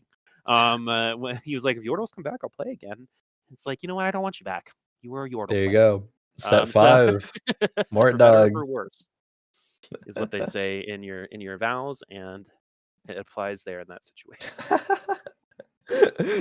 Super, super true. For better or for worse, too, is just this Toby composition in general. It really has like, I guess I'll say 2.5 threats here. You have the Samira on one side, and the Aurelions on the other side, and having that dual threat is going to be huge. Because even like that last round we saw, where Aurelion Soul does get jumped on and taken out, the Samira is right there to clean up the slack, and vice versa, right? If Samira actually ends up getting down through the GA and killed, most likely the Aurelion Soul is going to be up there or back there in the back line to clean up at that point. Toby Stream is trying to make 6 Dragon Soul work out. Still is lacking the 6th one though for now. But that Sejuani I think comes in as that like 0.5 bit of a threat. She is super tanky, so might get more multiple ultimates off and applies Morello on each one. And that's going to do a lot of damage in these rounds if they last long. Yeah. One of the best Morello holders in the game, low key. Yep. Not low key. I think most people would High key, yeah. agree. Yeah, actually. And what happened is exactly what you thought would happen, which is one of the carries gets taken down. Oh, And Samir's had to clean up. yeah, that Fabled comp I think could beat this comp if the Nico targeting was a little bit better. But yeah, that was close, but it happened exactly like you said, right? Yeah.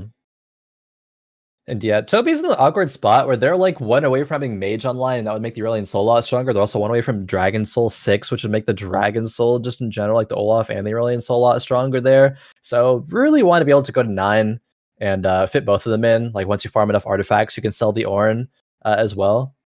But we are back on board here with Koala, and Koala did actually sell the Sivir direction off and has gone for the full assassin route here, and that's what's kept them in first place in HP. This is actually fantastic, I think, pivot there for Koala. They were contested on the Sivirs, and assassins are actually finding their way into being most dominant comp in this lobby. Banana is out in 7th, ADC Diff is out in 6th here. And this is the one time they do have a very bad matchup, and is going to be into those brawlers and into the vanguards as well. But as long as you can dodge those matchups, it's going to farm most everything else. You never know what's set. Sorry. Sure. I have a new guffaw apparently when things are close. Anyway, We heard it right there. Chalice, not a bad item actually.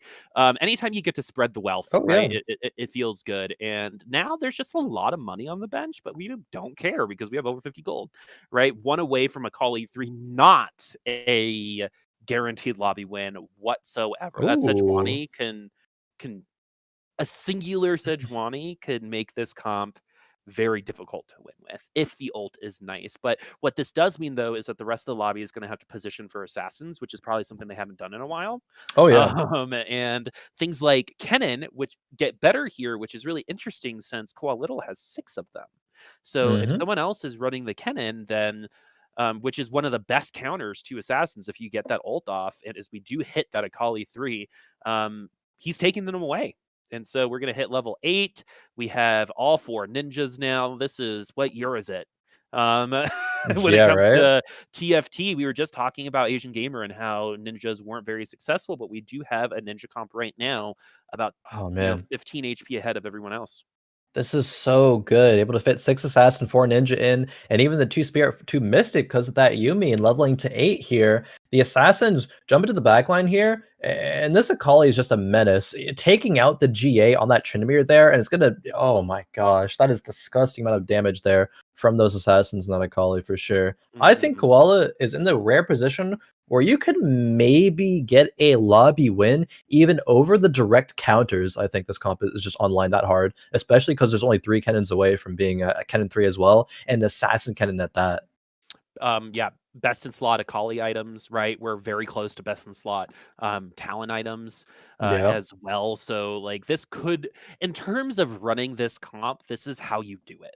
Right? Maybe you put the assassin sped on somebody else, but you already have the ninjas. So put it on one of the ninjas, and it's going to be Kennen this time around, which is actually kind of nice because there are a couple other people that are hanging out in the corner, and now Kennen has access to be offensive with that ultimate, which is Yeah. something that we don't normally see. All right, this fight's really important. Can the Assassins get a victory into the direct counter of Brawlers? Brawlers just have so much HP, it is oftentimes almost impossible to get through, but it looks like the Shyvana is just falling over, right? Tier 3 Shyvana is done. And yes, Boop, this comp, I think, can definitely win this lobby. All right, a set. It's just so squishy, right? Like that's the thing. Like a Nika ult hits the right place, then they're all dead, right? But if Yep. not, then the round is over. Like assassins are going to be, in terms of length of round, they're going to win the rounds faster than any other comp as we get to our top 4. Noster 11 sneaks in at 3 HP, but Oh, we're 3 away from Talon 3 at 50 yeah. gold. And oh, you're seeing the chin rub. That means we're thinking about maybe rolling down, right?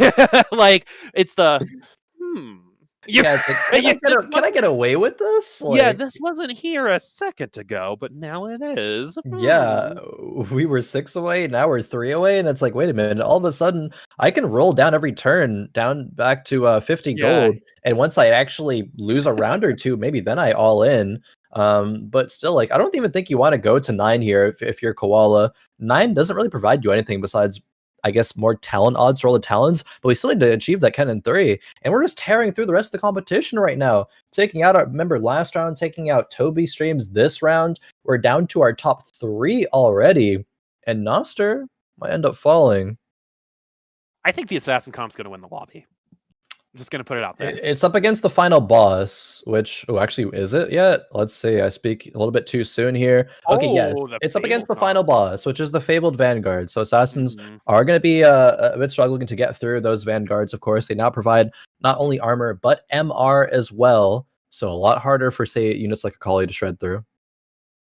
Static Shiv is going to be That's the interesting. choice there. Um, What are the it other does. choices? Rageblade, like I mean, it Sunfire? does shred armor, right? Yeah. So that I could be guess, the choice. yeah. The Shiv actually, what does Swagatron Holland? Swagatron has on the board. I'll wait until I see the board here to say what I'm saying. Because it might actually end up being really, really strong here. But Koala is going to start rolling down here a bit more. Still needs to get a couple upgrades like the Shen and the Zed. We'll see We how still this have a round goes. Reforger too. I wonder if True. Reforger is one of those items. So like this is another, I think, pro tip when it comes to people starting this game as we kind of get to the end of this lobby is you don't have to use your Lucky Lantern items. Right? If you don't have anything to reforge, don't reforge. I think some people like to use all the things that they see, but that's not the case here. This assassin comp is struggling against Yeah. this fabled comp, and the Booposaurus curse strikes again. I'm so sorry, everybody. I'm just gonna shut up from now on and not I predict. mean, it's really just the way that this matchup's gonna play out, right? Like, we could be hyped about this composition, and I, of course, am hyped to see this composition, these 6 assassins doing well, and even beating one of the hard counters, but the Vanguards is gonna be, they're gonna be a lot harder to get through, especially because the exact positioning of these Vanguards, look at them, they're all clumped in the backline there. The assassins are not gonna be able to get to those backline threats very easily. Even the cannon jumping in there, it's gonna be very awkward. You just really can't make this happen very easily at all if you're Koala.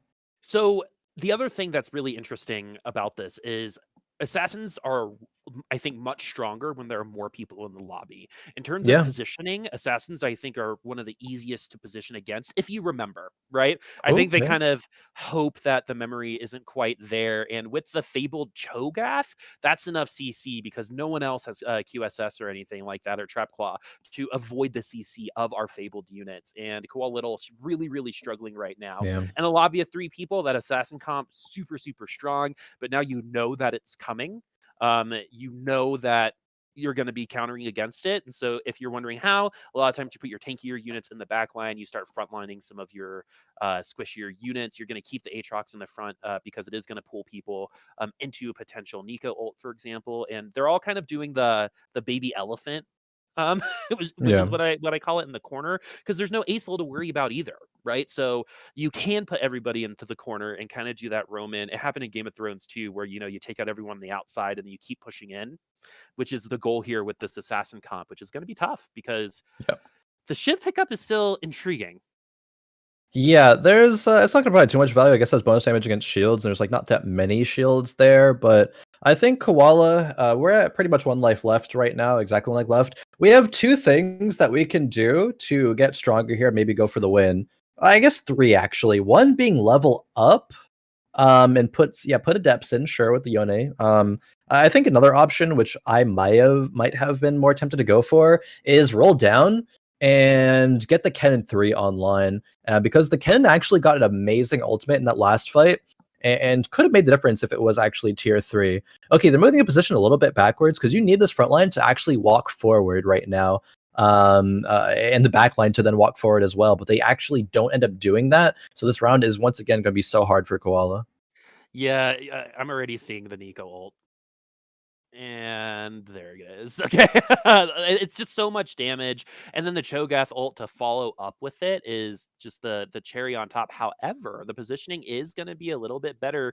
We do finally get trees, and with no defensive itemization, and again, no QSS, no trap Yeah, claw, no nothing, it's that's a going to be wrap. tough to go up against that Sejuani. So Koala Little does, in a fun way, get second place. We don't really see Six Sins that often, or Yeah. really ever, here in Fight Night Rising, but I really think that it was just really easy to counter there at the end, and needed a better item than that static shiv to try to push for the dub. Yeah, definitely needed something. Maybe needed the Cannon 3. I don't really know if going to 9 was the. I mean, sure, it's the more consistent play, right? Because you're able to get some guaranteed power in, as opposed to rolling for some like maybe power, maybe I hit. But either way, that composition really caps out oftentimes at like a top 4, let alone getting all the way to second, beating one, direct counter. So having Yeah, to face another one is, you just reach end of the line right there, and you should be happy with that result there if you are Koala. We do have the scores for the first couple of games, so let's take a look here, Boop, and we do have a kind of definitive leader right now with AJSwagatron.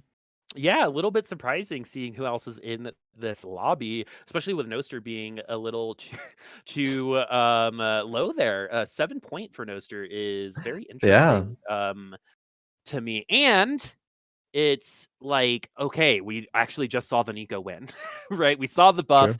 we saw the Nico win. It wasn't technically best in slot. Maybe you could argue that GA is best in slot, but what I definitely saw there was a very, very committed to assassins. Something that we say a lot is don't develop relationships with your units, right? And I think Koala Little developed a little bit of a relationship with his assassin units. It could have been maybe better to drop 2 of them, right? Especially Yeah. since we had the spat already. We had the ninjas, and we know that ninjas' power, they peak, and we had been way past that.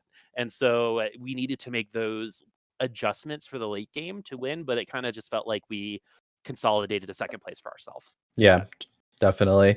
Either way, though, still fantastic to see those compositions go 1 and 2 after seeing, of course, just the Slayers and Mages in Lobby 1. So we have a bit of, I guess, comp diversity here we're seeing tonight, which I know we both love seeing a lot of, unorthodox comps really rise up and shine. So hopefully we get to see more. But until then, we do have a quick 5-minute break. So stick with us. We'll be back soon for more Fight Night Rising.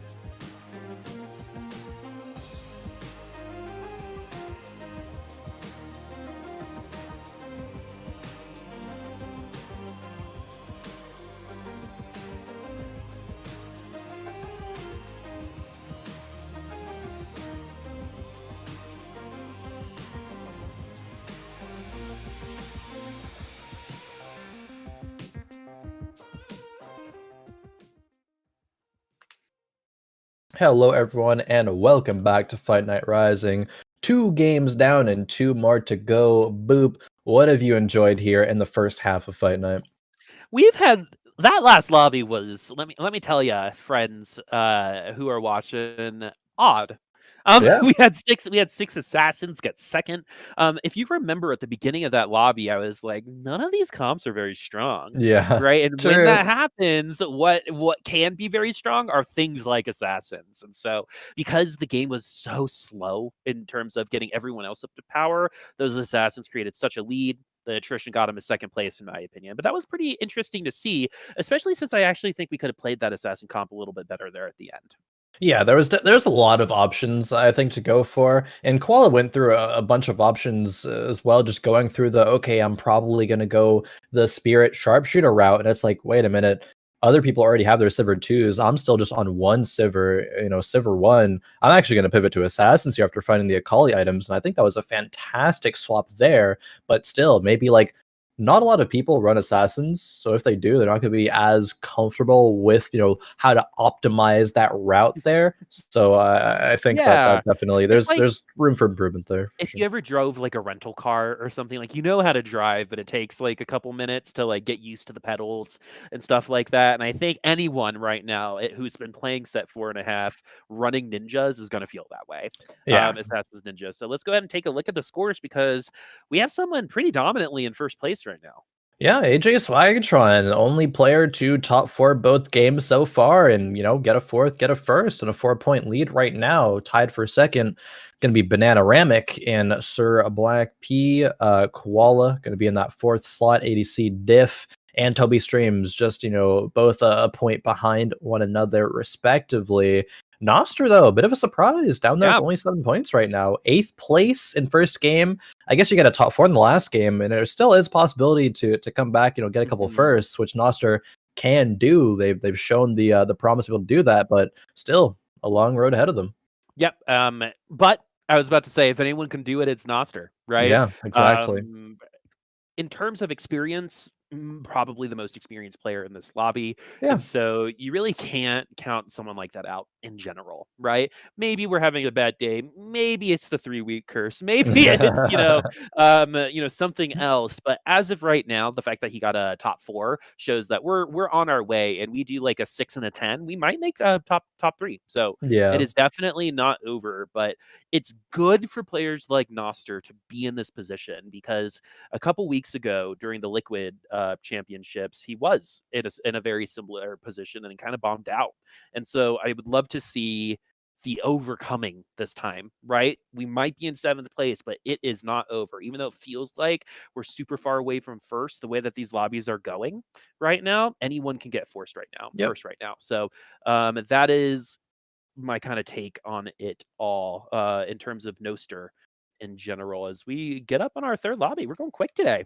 definitely. Yeah, going pretty quick to on pace in between that kind of route. But I do think as well, another point to add on to the Noster thing is that, I mean, any player really, you got to play to your win condition. You know that there is a way you can still win Fight Night tonight, or at least get top 2, top 3, get invited back, dodge out in the 3-week curse maybe, and you play to it, right? And that's what players who are experienced, specifically Noster, who is probably is the most experienced player, at least in tournaments, I would say, in this lobby. You're gonna know how to play to those win conditions. Yeah. So Yeah. the other interesting thing about experience, though, right, is you tend to fall back on what other people are expected to do, right? But when you're the most experienced person, sometimes that doesn't happen, and adjusting away from that because your lobby is a little different, can affect your play. I mean, we've had plenty of times where when reroll was at its peak, we actually had a lobby full of people who didn't like rerolling, right? Yeah, So true, like, um, true. what is the status quo, what Noster might be feeling in NA qualifiers or something like that, might need to make an adjustment for this particular lobby, because maybe they're not, I don't want to say the lobby isn't playing clean, because I think they are. Honestly, everyone kind of had bad luck that last lobby. That was odd. But what Noster needs to do is push, right? Don't enable yourself to continuously be in 7th place, right? Which I feel like Yep. some people can do. They get 7th, they're like, that's it, I'm out. Right. And we've had people win. That's Primal, I think, being the most well known, after getting 8th place in a lobby. So it's possible. Yeah, no, definitely. Especially if a player like AJSwagatron can end this game with the first, you can, go bot for next game. It's to be like, all right, still gonna cash out my Fight Night dub here for the night. But of course, playing it safer, playing it more consistent will definitely favor you at that point here. We are on board. We have the perspective of Noster, and Noster has some decent items here to slam. A decent My amount of gold God. as well, and 5 Vanguards actually, with the Vanguard chosen Garen providing 2 of those buffs here.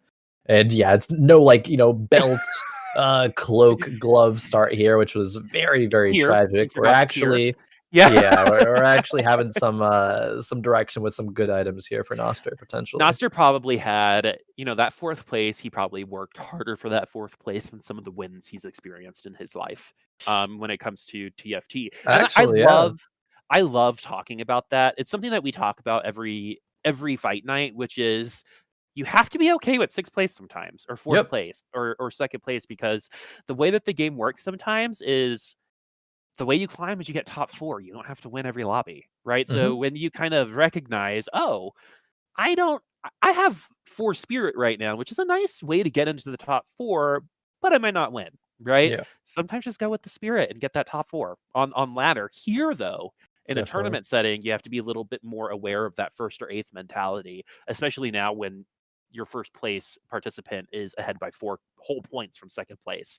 So at this point, if I'm in this lobby, I'm going for it, right? I'm absolutely going, you know, I'm going for it. I'm peeking out, and I'm gonna see, if that's gonna end up working, because I got to put everything into this 3rd lobby to put myself in position to get 3rd place. Definitely, and I think it's funny as well, just to mention, like, the if you're in a game and you're pretty, like, decisively almost, like, guaranteed going 8th, and yeah, you manage to salvage that game into, like, a even a 6th or a 5th, it feels, like, so good actually being like, "Alright, I've dodged, missing that much LP. I can take my 5th, and that's a high roll," right? Like, as opposed to Yep, just getting 1st when you're already ahead, it's like, "Okay, yep. it was to be expected," right? Like, it would have just felt bad if you didn't get that. But now you get to feel good off of surpassing your expectations based off how Mhm. the game is going already. Exactly, and some Yeah. people are good at stealing top 4s, right? Mhm. Numano, it comes to mind, Oh, definitely. right? Unfortunately, no longer playing TFT, I believe, Yeah, unfortunately.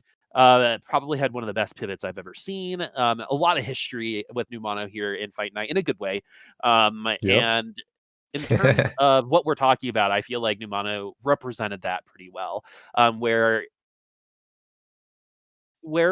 it's kinda like, okay, so you have 11 HP, but now you're in 3rd place and your comp sucks.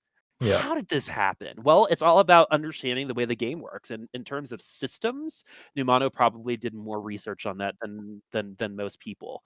And so the big thing here is that, like, now that we have this select group of people, how are they gonna deal with these situations? How are they gonna deal with their problems? Well, like, they're gonna either go off of what they know about champions or statistics or by systems, right? But it could be so many different kinds of permutations. But again, this is a long, belabored way of saying, if you get eighth, if you're like, I'm in 8th place by 40 HP, right? And then you get 6th, be damn proud of yourself. Yeah, Okay. definitely. Because it's much better to lose 15 LP than it is to lose 40. Yeah, Right. yeah. And you're going to make it up much sooner. Definitely. And to update everyone at home, don't panic. The game is going to be remade. We had a bit of a DC with one of the players at the start, so we're going to get that game remade and underway once again there. Don't want any player missing out with an unfortunate, DC, maybe PC Mhm. crash, something along those lines. But we'll be getting into game 3 once again very, very shortly here. So get a bit of a reset button. Get to maybe get some good items or some poor items once again, but can't let it really Yeah, shift your game plan. honestly, the Mort God has been not kind to most people today in the lobby. It has been a little bit of a challenge, that's for sure. Out of the players' hands, I mean, last lobby there were 3 Yeah. people who had belts and cloaks, and that was it. Mhm. It was so rough that many play like, it was such an odd lobby from start to finish, as you mentioned as well, and, also just a quick update as well, to get these issues resolved and get us back into the game, we are going to go to another short break, so stick with us. When we return, we'll get back into game 3 on this week's Fight Night Rising.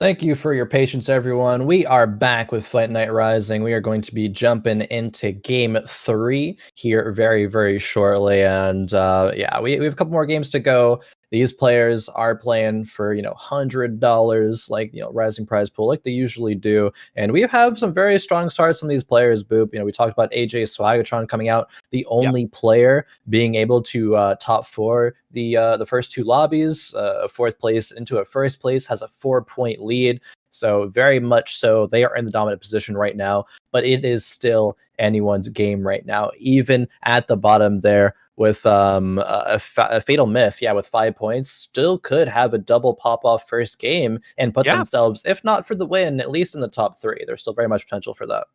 So in terms of just like history, right? When we've had runaway Fight Night Rising victories, at this point they've usually gotten over 20 points, right? So Yeah. the fact that nobody is close to that 20 points right now, like they would be at 18 because they did like a first and a second, for Yep. example, before this third, Yeah. 18 before this third round. before.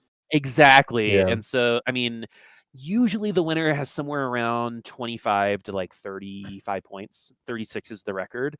So that's how you can tell that this lobby is actually much closer than those scores might actually put out, because you never know. A person with 16 points might be in last place for the next 2 rounds, finishes with just 18 points, right? It is not over at Oh, all. yeah. And Definitely. we're going into this third lobby, and someone who is actually doing quite well and has 5 vanguards already is Noster 11. So I definitely want to take note of where Noster kind of plays and how he's playing, because of the last time he was in this position, it was a little bit of a snowball downhill. I want him to kind of keep hiking uphill this time around and keep getting better placements, because if we get a 1, a 6, an 8, and a 10, I mean, that's a resume for a top 3 if I've ever seen one. Oh yeah, definitely.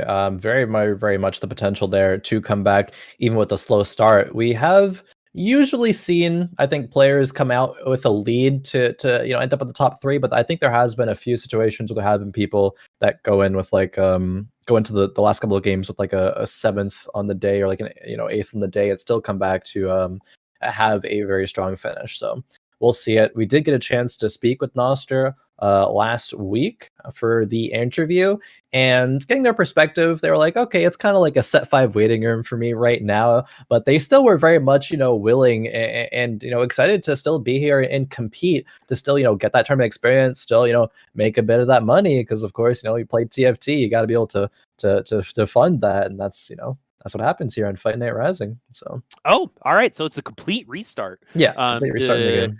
I'm very happy we did that, especially since I believe we were only at like 2-3 or 2-4. It was very early. Very early. And so I'm sure there are other people who got some items they didn't like that were like, yeah, totally. Let's restart. That sounds like a great idea to keep competitive integrity up there. Yeah. Because I definitely would take advantage of that. I One like that day, name.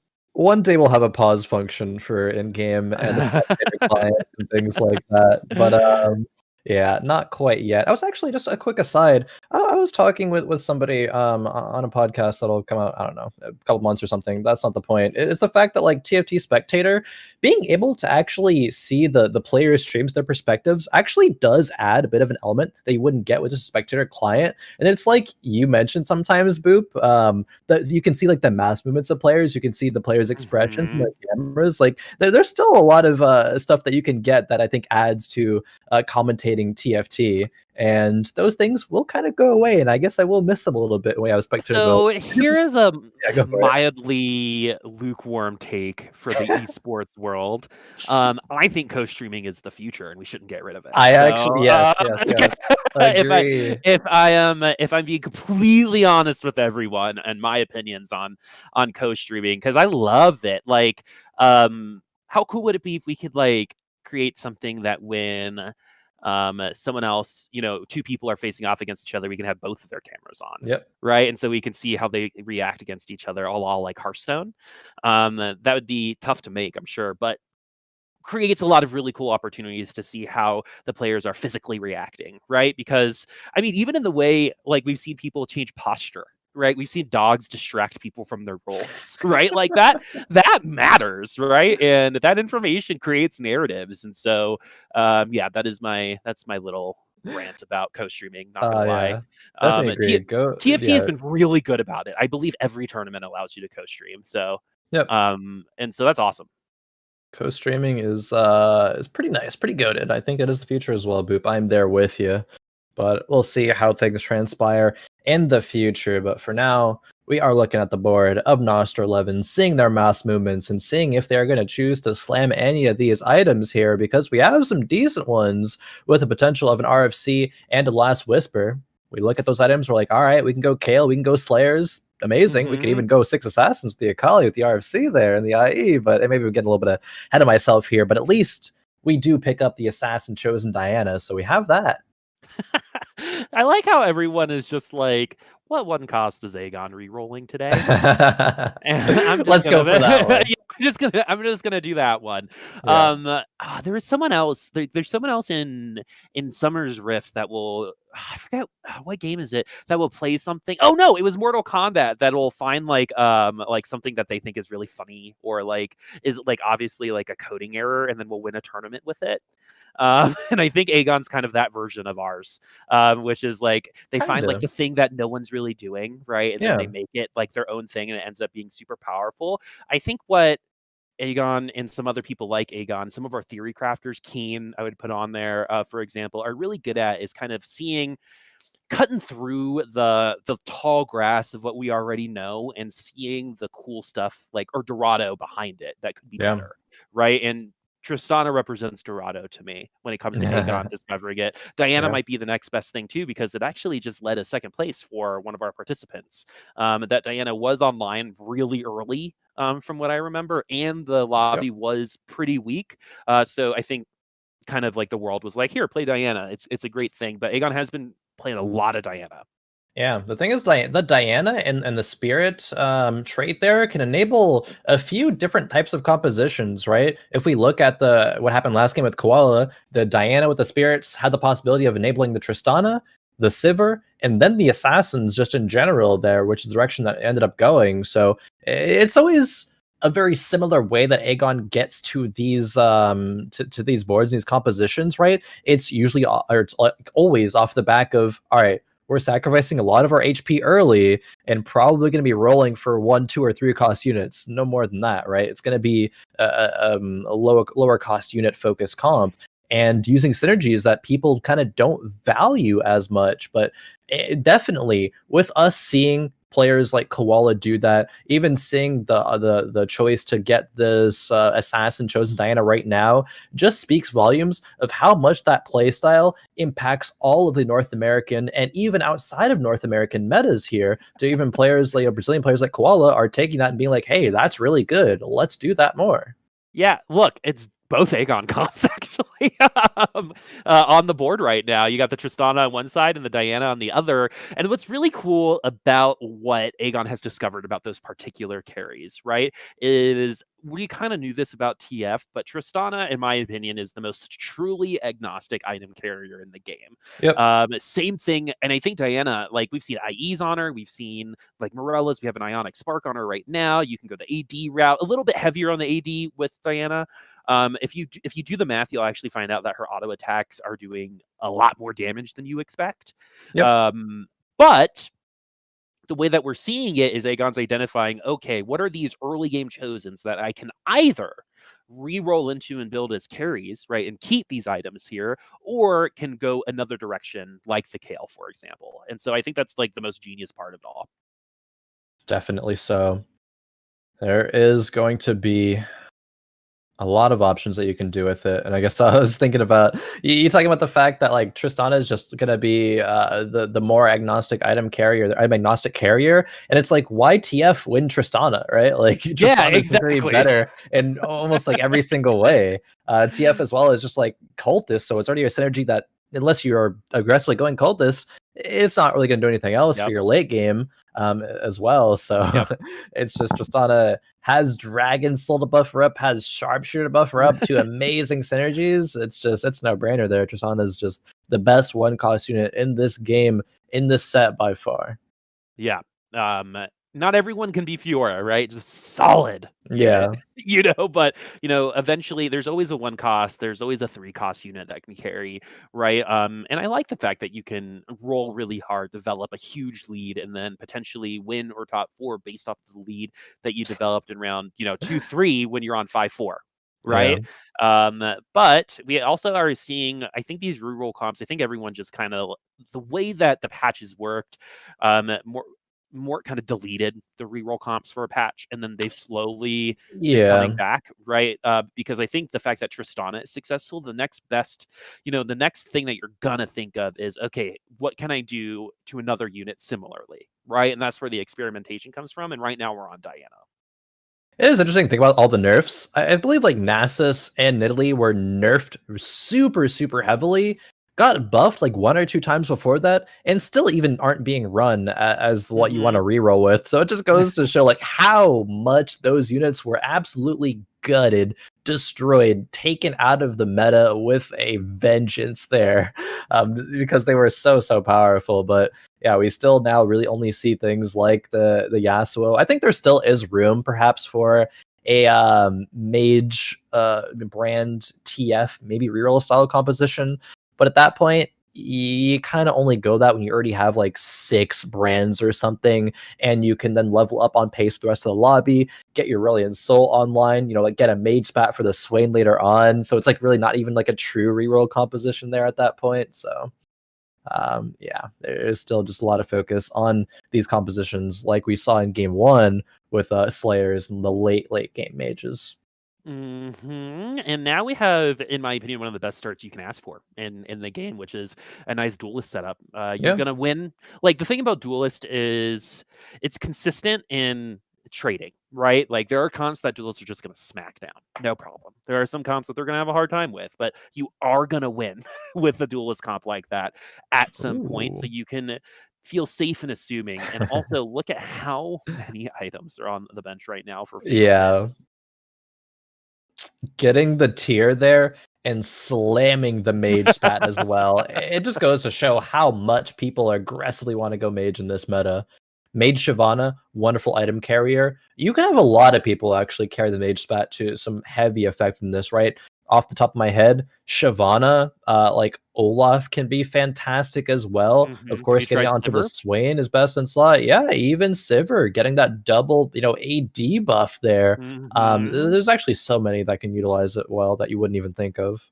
Just because they don't have like a traditional ultimate that you see like Brand use right now, right? Doesn't mean that they don't do well with mage cap, right? Swain, a great example. Shyvana, or as I like to say, Shannon, another great example. In terms of that mage cap, it's a fun one to experiment with because you're gonna find value out of it, and if you just don't like it, just put it on someone else because there's so many people who can use it, right? And if you're trying to lose streak anyway, right, putting a mage cap on Shyvana this early is gonna make sure that you win. A lot. So right now we're going to be doing win streaking fortune instead with FatalMyth, which it's so funny because the mage spat Shyvana used to be on the meme team, the meme dreams, and now is like a legitimate lobby winning unit at times, depending if the lobby is going to be potentially, or not. So, but definitely take notice of where the second jump of that Shyvana is, because sometimes they jump right into CC or they jump right into a Yone ult, for example. Yeah. In the early game, though, you don't have to worry about that. Usually when the Shyvana jumps, she's not going to put herself into a spot where she can just get one shot by something. Later on into the game, if you are still sticking with Mage Shyvana, then yeah, that's where it gets very awkward when there are units that will sit in the back line, be consistent damage threats. But for now, Shyvana could still even win this round. The Dragon Soul buffs, or the Dragon Soul, procs are coming through. She still has GA, doesn't even need to proc it for winning that round, right? Like, we see the power of the early mid-game mage Shyvana. And as you mentioned as well, the Fortune win streak here for FatalMyth, they had a bit low gold, but they're making it back up pretty well right now. And so you're going to see FatalMyth either be hyper conservative with the gold or hyper aggressive with it. Especially since we're at 3-3 and we really didn't do anything at 3-2 and we're already winning. We're probably going to be pretty conservative about it. So yeah. Speaking of, I thought FatalMyth actually would try to keep the win streak up very aggressively and try to level up to 6. They could have still sold a unit on the bench to go up to that 30, I believe it was 30, maybe 20 gold threshold, one of the two, but didn't level Ooh. up and still isn't even leveling here. But you are going up against big sister Shyvana there, the tier 2 version, and she's going to be a bit stronger, I would imagine. Yep, that Dragon Soul buff not really doing much for so and like the thing is we're running Fortune, so we're like totally cool with losing, right? And the way that we're losing here is by, Ooh. almost 1 unit, 2 units. That's what you call a good loss when it Yep. comes to Fortune. So, we're feeling great as this has 3 spatulas on this Yeah. carousel. The 3 spat carousel. I feel like I see them more and more nowadays. The 3 spat carousels, and for some of these players that have already committed their spats, it's like, okay, you could have got a lot of value with a force of nature, but making 2 spatula items, you sometimes are really happy to do that. You can make like 2 mage Mhm. spats. You can make a mage and a vanguard, even say like mage vanguard Swain. Oh, unkillable. Or, Vanguard Warlord Samira or Yeah. something like that, right? You can do I don't know, Mage Nico sounds fun. You could do Vanguard, Mage, Jeweled Gauntlet, Nico. There's some options. There's some options to work with those spatulas for sure. Even if I believe we saw it a couple weeks ago as well. We saw the duelists, some divine spatulas for the duelist Mhm, composition, mhm. just some duelist spats in general for the Kale. Like spatula, it was. I think we talked about this like a month or two ago. It didn't seem that valuable, but now, especially that mages are becoming a staple of this meta, it seems like the value almost is like doubled. I 100% agree with you, in terms of those spats, and like, that's why remember earlier, I forget who we were on, but someone got kind of clocked by the spat, right? Yeah. They saw the spat and were like, "Oh, no." Because there are so many options, and sometimes the best option is to do nothing, which I think in that situation was, the best option, but we are gonna get a ZZ Rod on the board, a super low-key item, but investing a bow into it is just hard to do as a person, Yeah, um, uh, but, like, against those assassins would have been brutal as an item. definitely. Zizrod is the item that you really are hesitant to make in the early game, but if you're after wolves or after raptors especially, and you have a leftover bow, you're happy to make it at that point. It's going to be huge in increasing the strength of your front line, and it has things that directly counters, like you were just mentioning with those assassins here.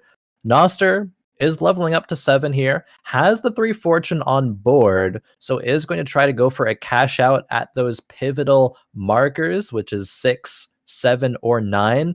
If you don't get the 6 cash out, it is quote unquote okay. The only thing that's not okay though is Nostra going below like 30 HP and then dropping maybe to 20 before they have the opportunity to cash out. Mhm, Bit though too we do near. have a Sejuani, which is always nice to have at this point in the Yeah. game. It's one of the few units that does AoE CC. Right now, the two that we really see are Cho'Gath and Sejuani when it comes to that AoE CC situation. Yep. And again, Sejuani was a big reason why those assassins lost, right? So you can just put it in. Saw Sejuani 3 the other day, 8-second stun.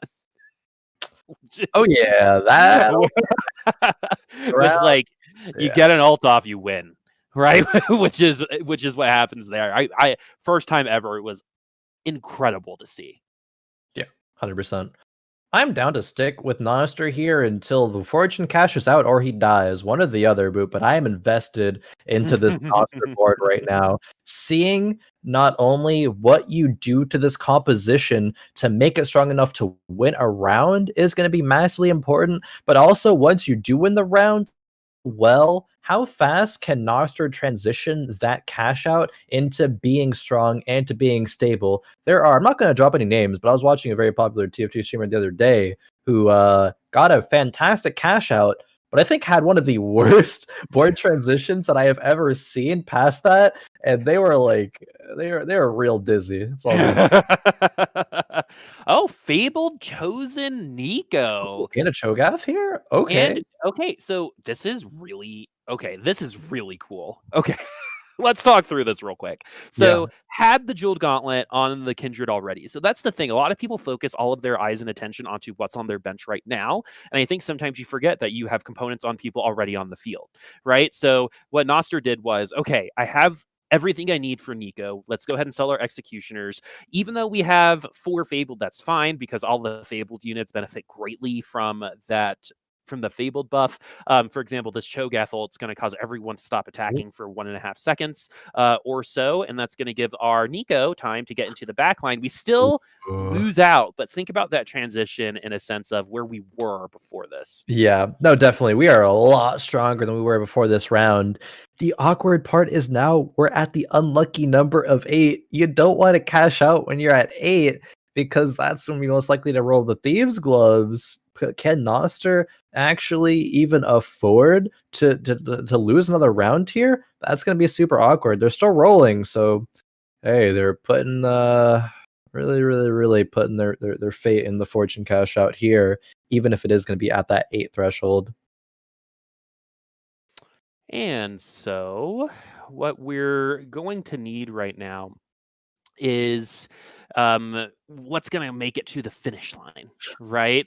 We need that Cho'Gath 2 just for that extra CC, but we've got a perfectly itemized Tristana for Yeah. Swagatron on the other side. And the way that good Nico ult though. Yeah, very good, but is it enough? No. All right, we're at 9.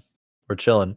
I had a little bit of deja vu. I'm like, we just faced a Tristana Spirit composition, but this time it's going to be Swagatron having a tier 3 Tristana, but before it was a Tristana 2 and like a triple Locket Teemo that was 2 Teemos away from being Teemo 3. So many people going Spirit-based compositions here. Okay, so what we are looking at now, right, is again a little bit of desperation. We're Fortune at level Veil. 7, right? Because we hit that Fable chosen, we're locked, right? That Yeah. is the thing about Fable. Once we have it locked in, it's hard to get out of it. But we're gonna go ahead and keep our fortunes in for a little while longer because we're at a 9 loss streak. I mean, we gotta figure it out. And I'm surprised we haven't been able just to pick a win off somebody yet. Okay, not gonna be able to fit in the 4 Vanguards right now until we cash out. This is a board that we can cash out against, though. It's ADC Diff who's running Cultist and is saving up a lot of gold to go a fast 8. If this Nico doesn't get slammed by the Galio in focus, this could be a win here for Noster. And yes, I think it will be because of that Galio positioning. Just need a couple more casts through. Yeah, that Galio positioning is actually really interesting because you can kind of bait the Galio in by putting some cultists in the front line, but I think we're gonna get our cash out, friends. We will. The 9 cash out. This is the optimal time, Boop. It is time. After the carousel. What do you think is gonna happen? I think we're gonna get I'm hoping we get some 5 costs and some Nikos and we just turn okay. I hope we get 2 Nikos here so we can just immediately slam the Nico 3. Hope we get a vest as well for a Vanguard spat. Pop that off of the Sejuani. Vanguard spat the Nico 3. That's a win condition. That's like such like specific circumstances, but I'm hoping that happens. And for you too, because you love the Fable composition too, right? So you're trying I to see that. do. Yeah. Okay. Let's see what happens here. Are we going to get 2 more Nikos? We have some good items right now. We have the Jewel Gauntlet Hex Tech on Ooh. that Nikos. We have 2 Swains. We're going to go ahead and slowly but surely get even more items. Okay, we're getting so many 5 costs, a Yone and a Zir. And too many items. Oh, no Nikos. No Nikos. What do we do here, Boop? What do we do here? Okay, it's Vanguard Spat. The Nico, okay. See, this is what I'm saying. The pivots are so rough to do on time. You put in I guess the Zillion 1 isn't the worst to go in there, but there's so much more that could have happened in that transition. Hopefully it's good enough off the back of the Swain 2, though. But we don't have Dragon Soul in. We don't have Siphoner in. We don't have really anything to buff this guy up besides just Vanguards, but it still might just be enough. Do you think so? Yeah, definitely at this point. There's no way the Swain loses. Oh, man. And these are the kind of fortune cash outs that give you a basically almost guaranteed top 4. You're going to be like after this round, I believe, after Noster, I believe probably goes 8 and stabilizes here. Yep, the level 8 comes through. Gonna roll, gonna want to get the 3 Dragon Soul in. Maybe 6 Vanguard. We'll see. I think you drop down to 4 Vanguard optimally here. But I think this will be enough to get a top 4. Really? You think so? Yeah. I'm not like memeing here. So Yeah, like no, the reasoning is because like a couple 5-cost units doesn't necessarily equal a top 4, right? Especially at 21 HP, but this particular 5-cost unit can, right? So if you're looking at the Swain, you see the Vanguard, how do you go against it, right? How do you cause Noster to start struggling? Last Whisper and a lot of random damage off of like a tier 2 Samir or a tier 2 Slayer, maybe some fully itemized Aurelian Souls already even before the Raptors round. You need a Zephyr and then some like a Lee Sin as well. Like those are just some things that you absolutely need at this point. Noster even has a couple of fantastic item potentials here that could go on the Aurelian Soul. You could have slammed Hodge and Giant Slayer there, and hey, I'm not too upset with that being my secondary carry here. We have triple ZZ Rot on the on the Aatrox there, so that is an insane amount of frontline. It's so interesting to think about.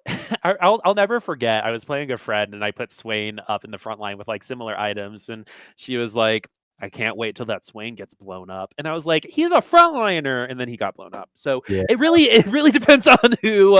He never got to ult, right? So it really depends on where the locations are, where everything. Is, but when it comes to this Swain and when it comes to the rest of the lobby, there's really nothing that is going to blow up that Swain. Yep. More Swains coming through, but that's not what we need right now for Noster.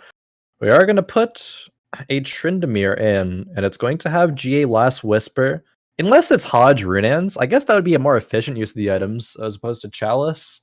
We might end up needing the Last Whisper though, so I think I do agree with putting that online. We can get another item from either the Carousel or the Nexus minion later on and have a stronger comp there.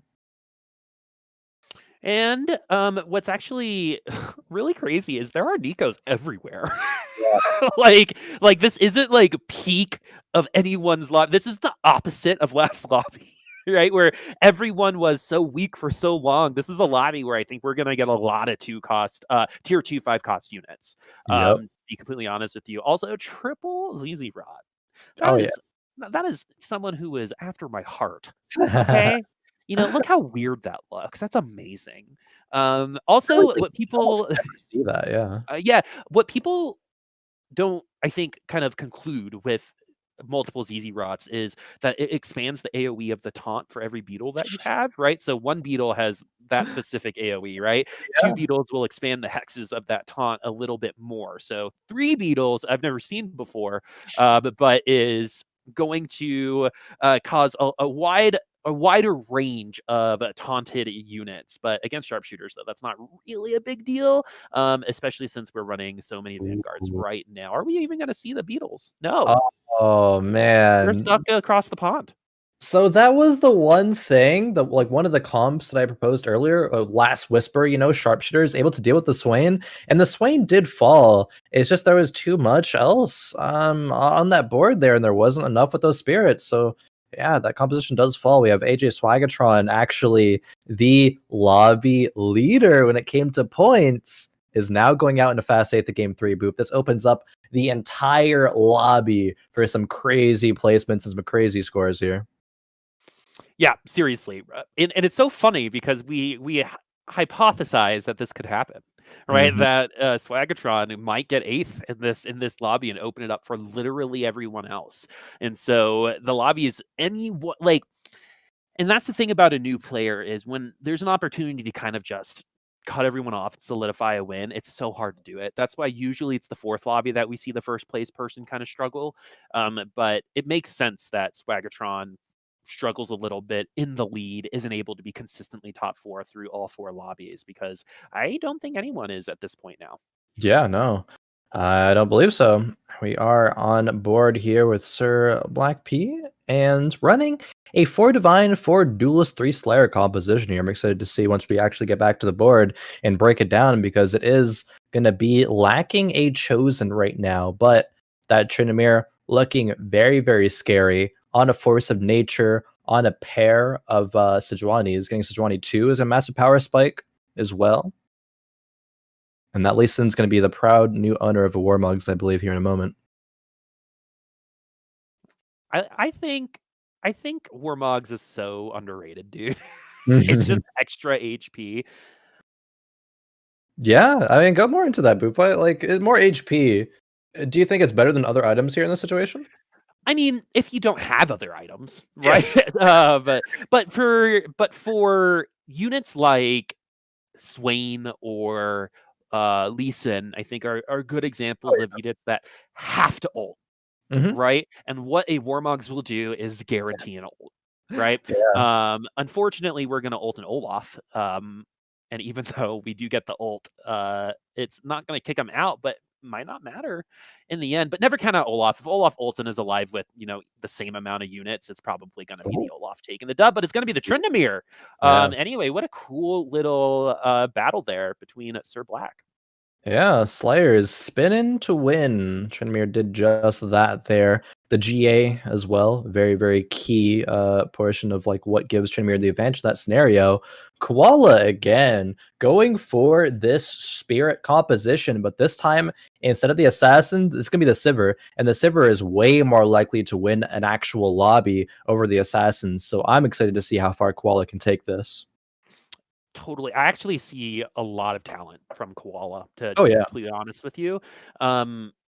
It's funny because it might seem like they're just doing what the other people are doing, right? But Yeah, what doing it well. what Koala Little seems to have is kind of like what Sphinx has. That's kind of the comparison I have, because Sphinx is one of the longest thinkers in the game, right? Can overthink it like super Yeah. hardcore. Like, dude's in the year 2022 right now, right? Thinking about what TFT is gonna be like, right? Yeah, I think about 6. Screw set 5. We're all the way inside 6. Yeah, exactly. And I think what Koala Little is doing is something very similar. Understands the long game Yeah. of this. Has Silver 3 and understands that that is good, as everyone should.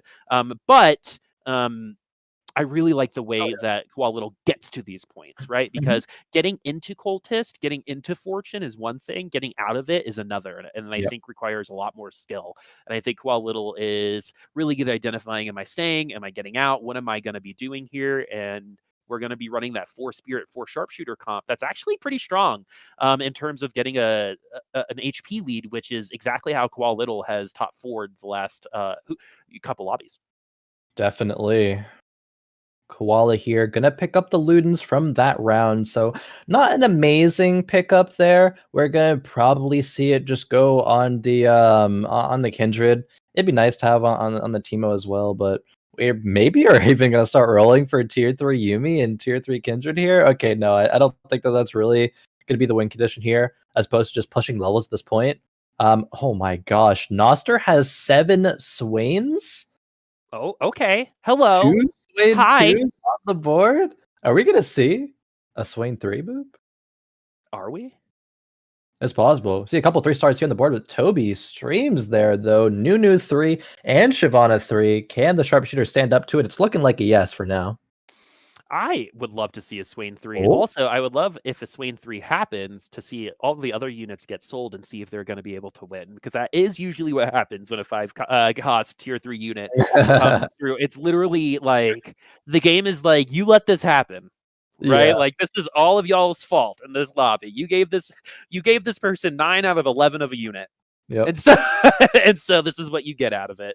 And that's crazy that we have 2 fully stacked Swains with 2 pretty good items on it. You got the tank version on the, on one side, we got the damage version on the other. Like, Yeah, I mean, both of them are even tanky as well. Like, Vanguard Spat is a huge tankiness. Oh, that's true. Very true. Yeah, but definitely more damage focus on that one, of course.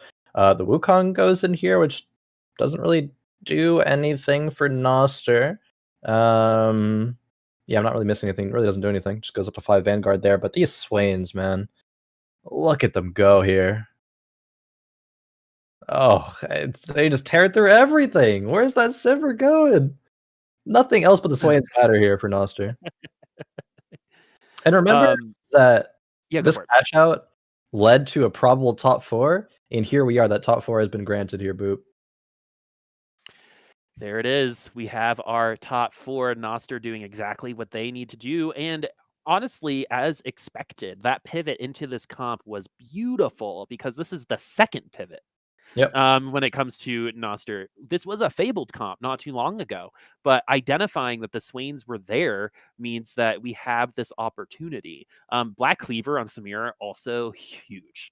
I'm excited to see Yuumi Dragon Soul. That's going to be funny. But I don't think the Swains are going to, both of these Swains, there's no way both of them are going to die through this round, especially with the triple ZZ Rot on the Aatrox. That's going to distract a lot of the units. Hey, it's not doing its job yet because the Zillion's like, nah, Aatrox, you're not dying at all on my watch. Or you can just do it this way and just win the old-fashioned way. Yeah, Noster's like, I'm not going to say it. You coward, say it.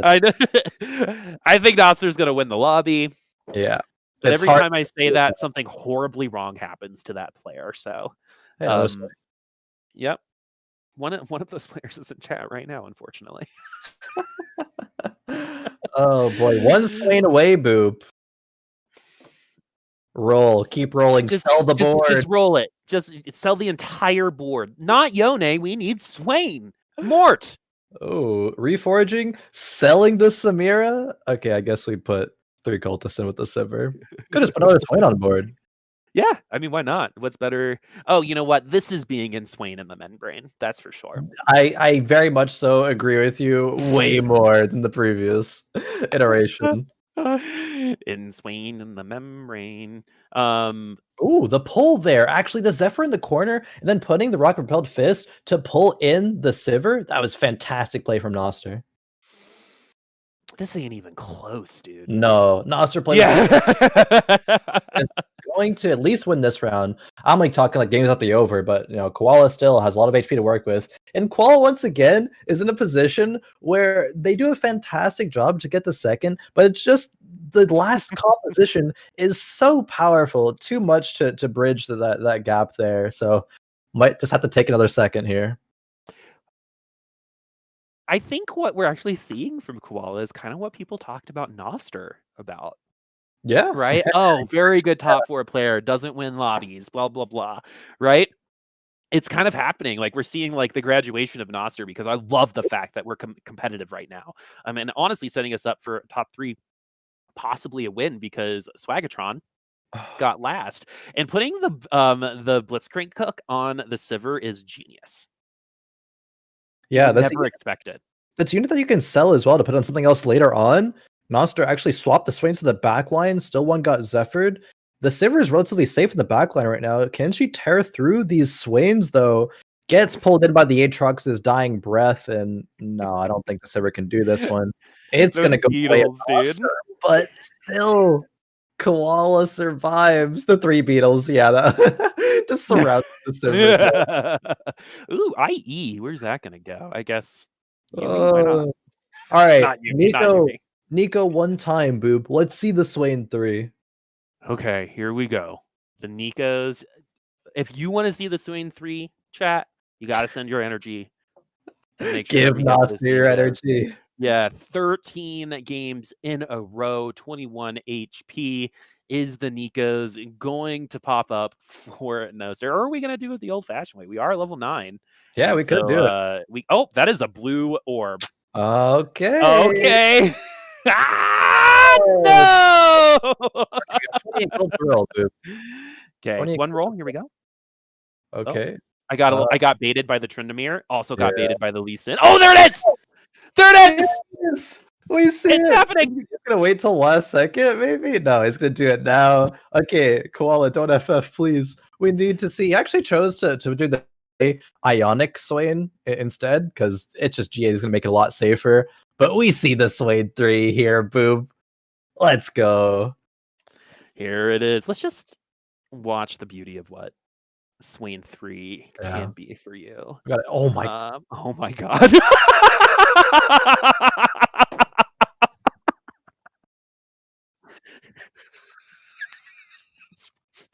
That is worth so much. cut the tape. Oh no.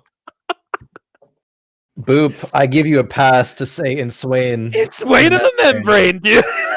Because There there's it no is. other description for what we just witnessed there from that Swain. Oh my That was a beautiful moment. You have to get 9 out of the 11, and the craziest thing about it is he got it naked, right? He rolled into the Swain 3, and apparently the ult covers the board, which I didn't know. Today we learned. I'm sure a lot of chat just learned that today. Did you see how much damage the Swain did there at the end? Did you I catch was the number? laughing. I saw the ult, and I was like, oh my god. I did. It was 26,000 damage.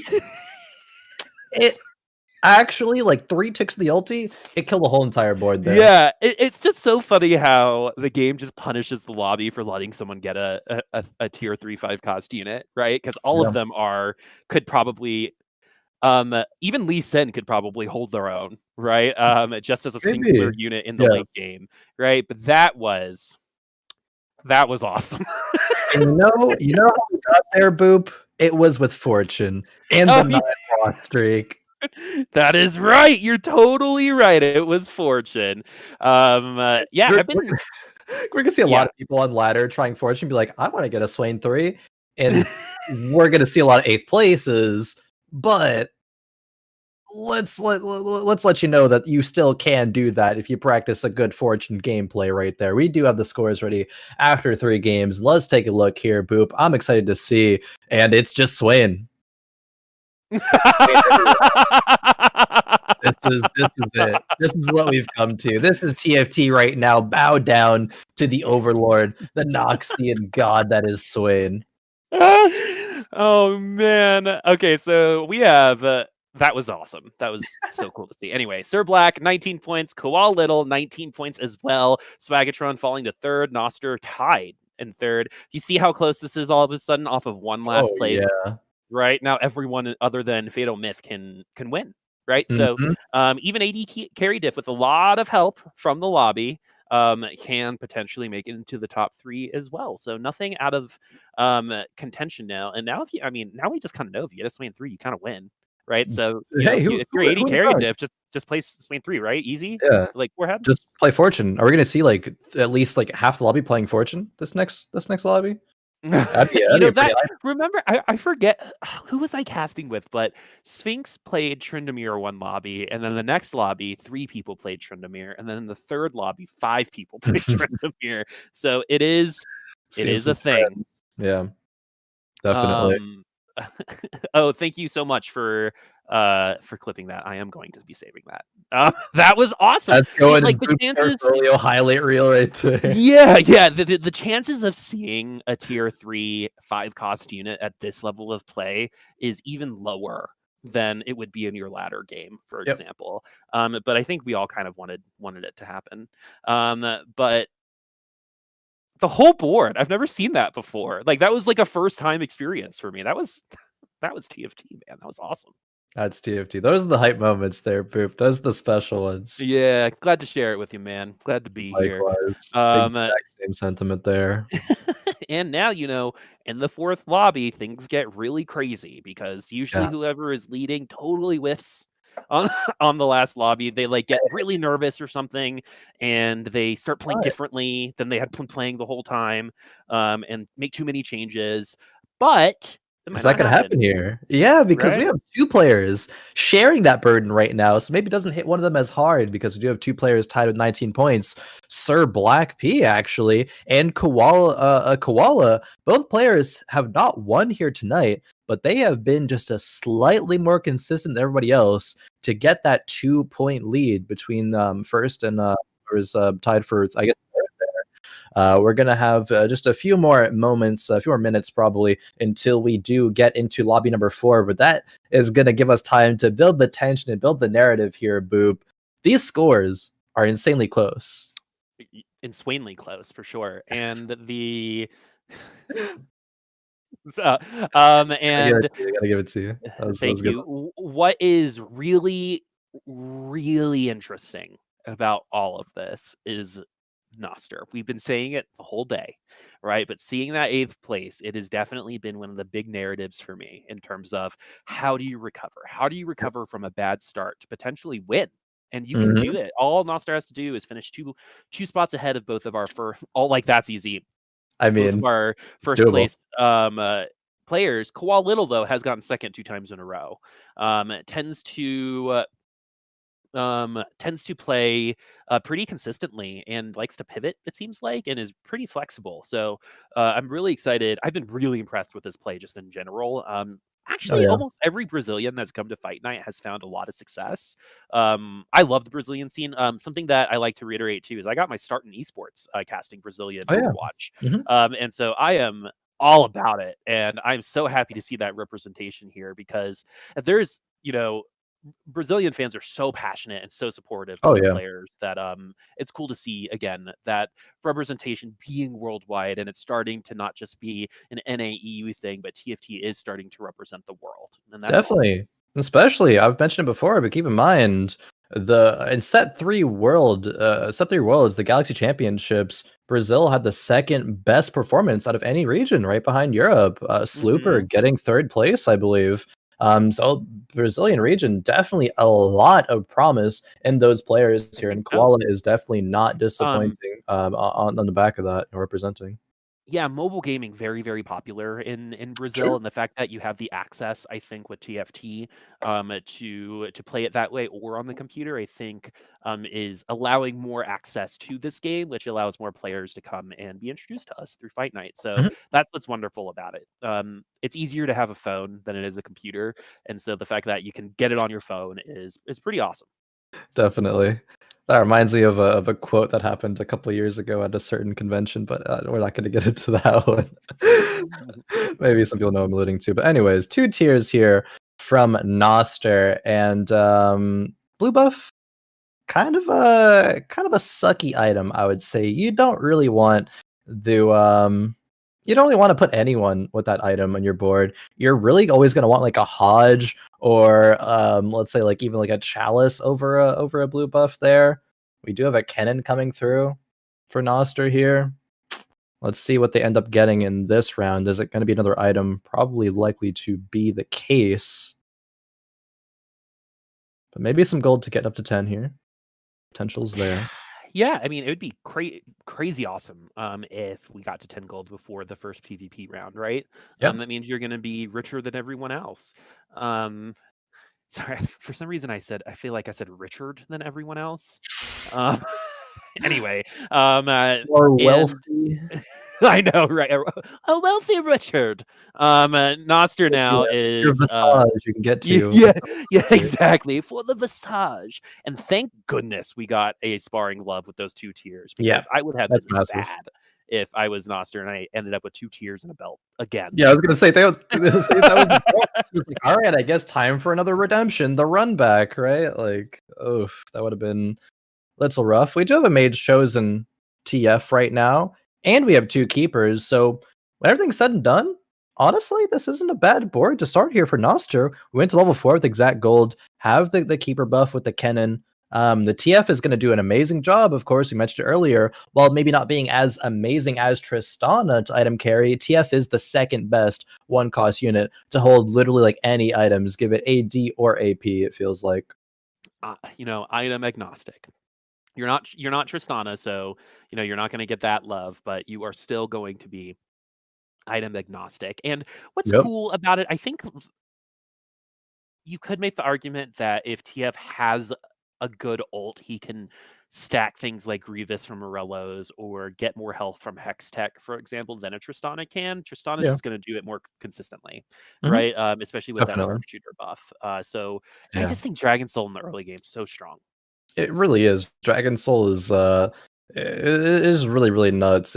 Gonna be able to bring that Tristana early game, Dragon Soul sharpshooter comp a bit just like over the edge when it comes to power. The TF is less consistent because TF can miss cards. It happens. You get you get your units, moving at the exact wrong moment, or even just them spread out at a bit too much of an awkward time, and TF just whiffs. Tristana won't whiff, right? Like, she will guarantee hit that damage, and is just oftentimes stronger in general. I think that is the simplest way to put it, right? Is the damage is guaranteed versus possible higher damage. Yep. Right. And that's always going to be the give and take in games like this. Right. And that's why I love the nuances of TFT. I think Set is a really great example of, and Zaya are both examples of units that can feel overpowered and incredibly weak at the same time.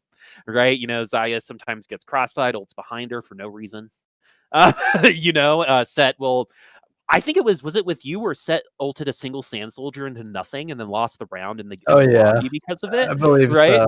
so. Oh man, those moments. Those are what you're risking for units like TF, which is, the 50-50. 50% of the time you're going to hit everybody and it's going to be great. But the other 50% of the time you're going to be doing way less damage than something like a Tristana. But at least we have the Kennen to help out here. 50% of the time, every time. But exactly. Do have the Kennen to help out. Do a bit of AoE. We have a couple Fortune units there for ADC diff, and a couple of duelists just to make sure they mitigate the losses. Those TF cards coming through, though, man, they're just too powerful right now. Kalista thankfully gets 1, so not an insane amount of damage taken, just 6 right now. But Noster has ramped up so well over today, starting from that 8th place, and getting better literally every single game. Of course, you can't really get better than a first with the Swain 3, I would say, but can Noster match that performance? Let's see. What? That's like asking someone to like go up after Amanda Gorman. Hey, can you do this real quick after one of the best speakers you've ever heard in your life? Yeah. You know what I mean? And it's like, no, I don't want to go after that. But how are you going to follow up a Swain 3 by getting first place, right? Doesn't matter how it happens. And what I've actually been, it's really interesting. I wonder if we are talking less about players like Sir blackp because they don't have their stream up on the side. So we're not putting that personality technically to their play. So maybe we need to focus more on Sir Black here and really see style and substance when it comes to this, because he does seem to be a very fast starter and is picking a Divine Chosen here on that Jax. It's looking like a possible Olaf, maybe a Kale. We already have the Divine, so we'll see where it goes. Yeah, there's been so many hype moments, I think, out of the few games that we've seen that, players like Sir Black here have kind of flown under the radar just slightly with some consistent performances, but it has gotten them into the point where they are the lobby leader in points, tied with Koala, of course. But there's a lot of good stuff going on here. I think this Divine Chosen Jax in the early mid game is going to provide a lot of damage, a lot of frontline with the takiness as well. And like Jax Renans, you're like, oh, that's kind of strange, but it's just going to be best board. It's just the item carrier, of course. And it's still going to be providing that win streak. Now, maybe Sir Black or Noster will run into each other here, and it will be disastrous for one of them. But perhaps both of them can dodge the matchup. It really just comes down to RNG at that point. But both players will need prep for that scenario, probably position for the other one. FatalMyth going to Dunktown. Hey, yeah. This comp can weirdly do well. The Space Jam. It requires, again, kind of like some other comps like Assassins, a couple other things to happen. Like, has to be a pretty maybe it's a reroll lobby and Tristana is your biggest threat. Sometimes things like Darius are a really great way of countering some squishy units. But right now it's the carry. But at least we have Fortune going on, so we're meant to lose here. But I'm excited to see what this could possibly turn into, because you might stick with the Darius Slayer in lower in like Diamond and below. You can totally win a lobby with like a Darius 3 with best in slot items. It's gonna be harder at this level, but it's not gonna be any less fun for us. So we'll see if it's if we're gonna see that Darius do a little bit of jamming. Unfortunately, FatalMyth, it is impossible for them to get into the top 4 with how the standings shape out right now. But at this point, go big or go home, and that's going to be what's happening with the Fortune game plan here for FatalMyth. You got to be thinking about it after, of course, seeing that Swain 3. It's like, all right, Boop, how we always say there's one player playing spoiler in game number 4. This is FatalMyth here playing spoiler right now. Always. That of anything that, it's funny, we talk about curses a lot, but there is something that happens in the 4th lobby is whoever's in 7th or 8th plays will top 3. Yeah. Is They'll the pop other off thing. for sure. Yeah, they'll start popping off, and in this particular lobby, that actually might sneak you into the top 3. So now is a great time to do it, as the Darius ult not enough to even kill the Krugs right now, but we actually have some good items potentially popping up. If we get a crit glove and a jeweled gauntlet on this Oh, yeah. Darius, things become a little bit more serious. My hope is dashed. Still, carousel coming up. The wolf round after that. We do have now a Maokai chosen. Going to be going in for the 4 brawler buff here, and we get to maintain the 3 fortune. Already slamming the Renans, which makes me think that FatalMyth either wants to cash out a bit early or thinks this board is still weak enough to lose, but is going to be mitigating the losses. And that knowledge comes when you scout the rest of the lobby, which I don't think we've seen FatalMyth do here in a bit. So kind of risking it. The other thing that is really intriguing is the pickup from the brawler, the Maokai chosen. Even though we have another one on the other side, I think what FatalMyth is doing is picking a chosen that isn't necessarily great, but is good, because like you said, where FatalMyth wants to cash out is kind of a mystery right now. It could go either way. Oh, As this Darius actually starts popping off. So we are probably cashing out right now. yeah, we are. Not the biggest fan of only seeing the 5 fortune cash out. It would have been way more exciting to see more. Maybe it's even less, actually. I'm not sure if that was online. No. Ugh. God. That's like going to like a really fancy salon and leaving with an awful haircut. Yeah. Yeah, like that is not. Oh no, you get so excited when you fortune cash out, and then when that happens, it just feels bad. I mean, okay, we're making it happen. We We didn't get need to to make force that. use. Yeah. We could have just had those on the bench. Those items were already on the bench, and we had just one. So I'm not sure this was as necessary as it needed to be.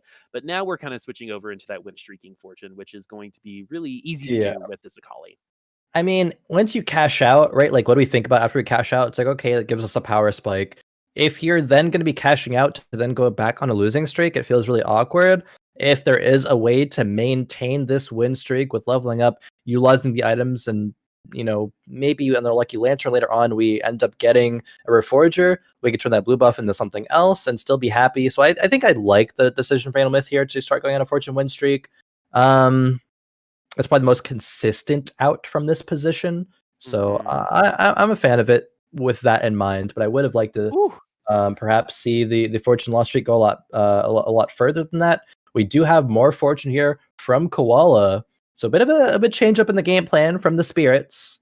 It is going to be just brawlers for now. Oh, actually, purchase. We got it in. Yeah. No, we did not. That's one of the few mistakes we've seen him make, and not even really a real mistake. We might end up being okay with the loss anyway, right? We're going up against the other Fortune player. And so I always love Fortune versus Fortune matchups because it's like late in the game and you're like, wait, are you weaker or am I weaker? Yeah, it's right. Let's see who is the weakest comp in the lobby. And it's going to be, oh, interesting. We actually look like we wanted to cash out there. Yeah. I mean, it's only a 1-loss streak, so really we're not like going for a massive, 6, 7, or 9 cash out. I guess we could at this point, but it's going to be a bit awkward.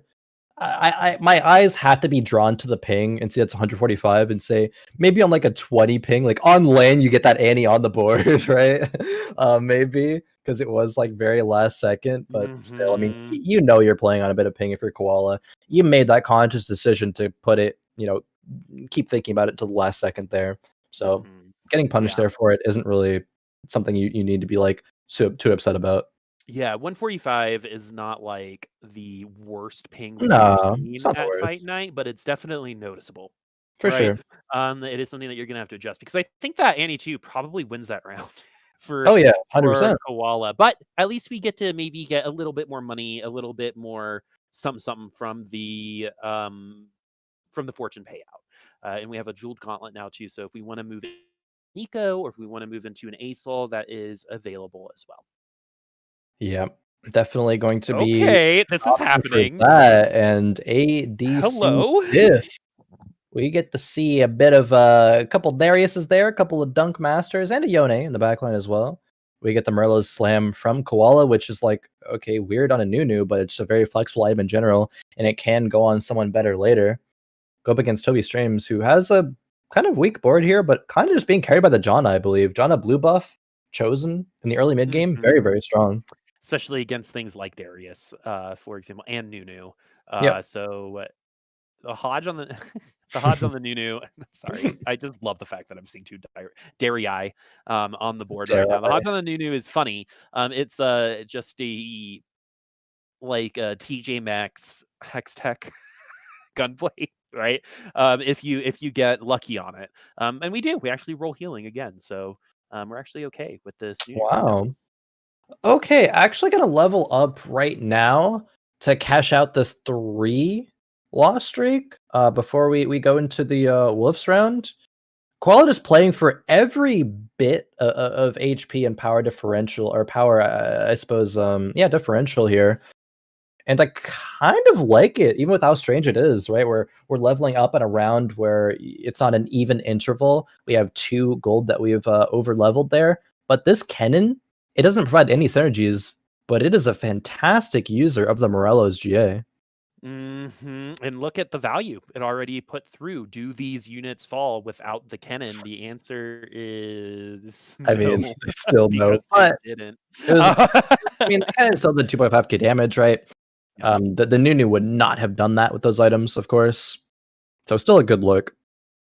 Okay, so let's take a look at the standings right now. So Sir Black destroyed Noster in their matchup off stream, and it hasn't really been great for Noster since then. Opposite for Sir Black, who I believe got like a really early start with the Divine Jacks.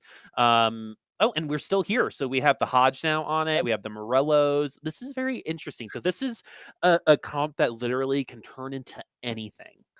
When it comes to what the late game is going to be, it's most likely going to be turning into things with maybe a Yone, maybe some duelists. But what this has done is the chosen that we've chosen, the items that we have on the Jacks allow us to kind of go wherever.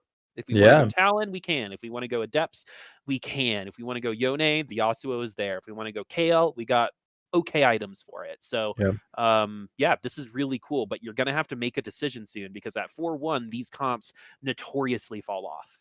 Yeah, I want to give a bit of a hypothetical here for Sir Black. I think if Sir Black was leading the overall lobby for points by like 3 or 4, I would have sold the Jacks, or I think that Sir Black could have sold the Jacks and tried to aggressively find another unit here on the 4-1 roll down. But because Sir Black is not guaranteed to win this fight night at all, in fact, tied in points, is only 2 ahead of 2 other players, Sir Black is playing this very greedy.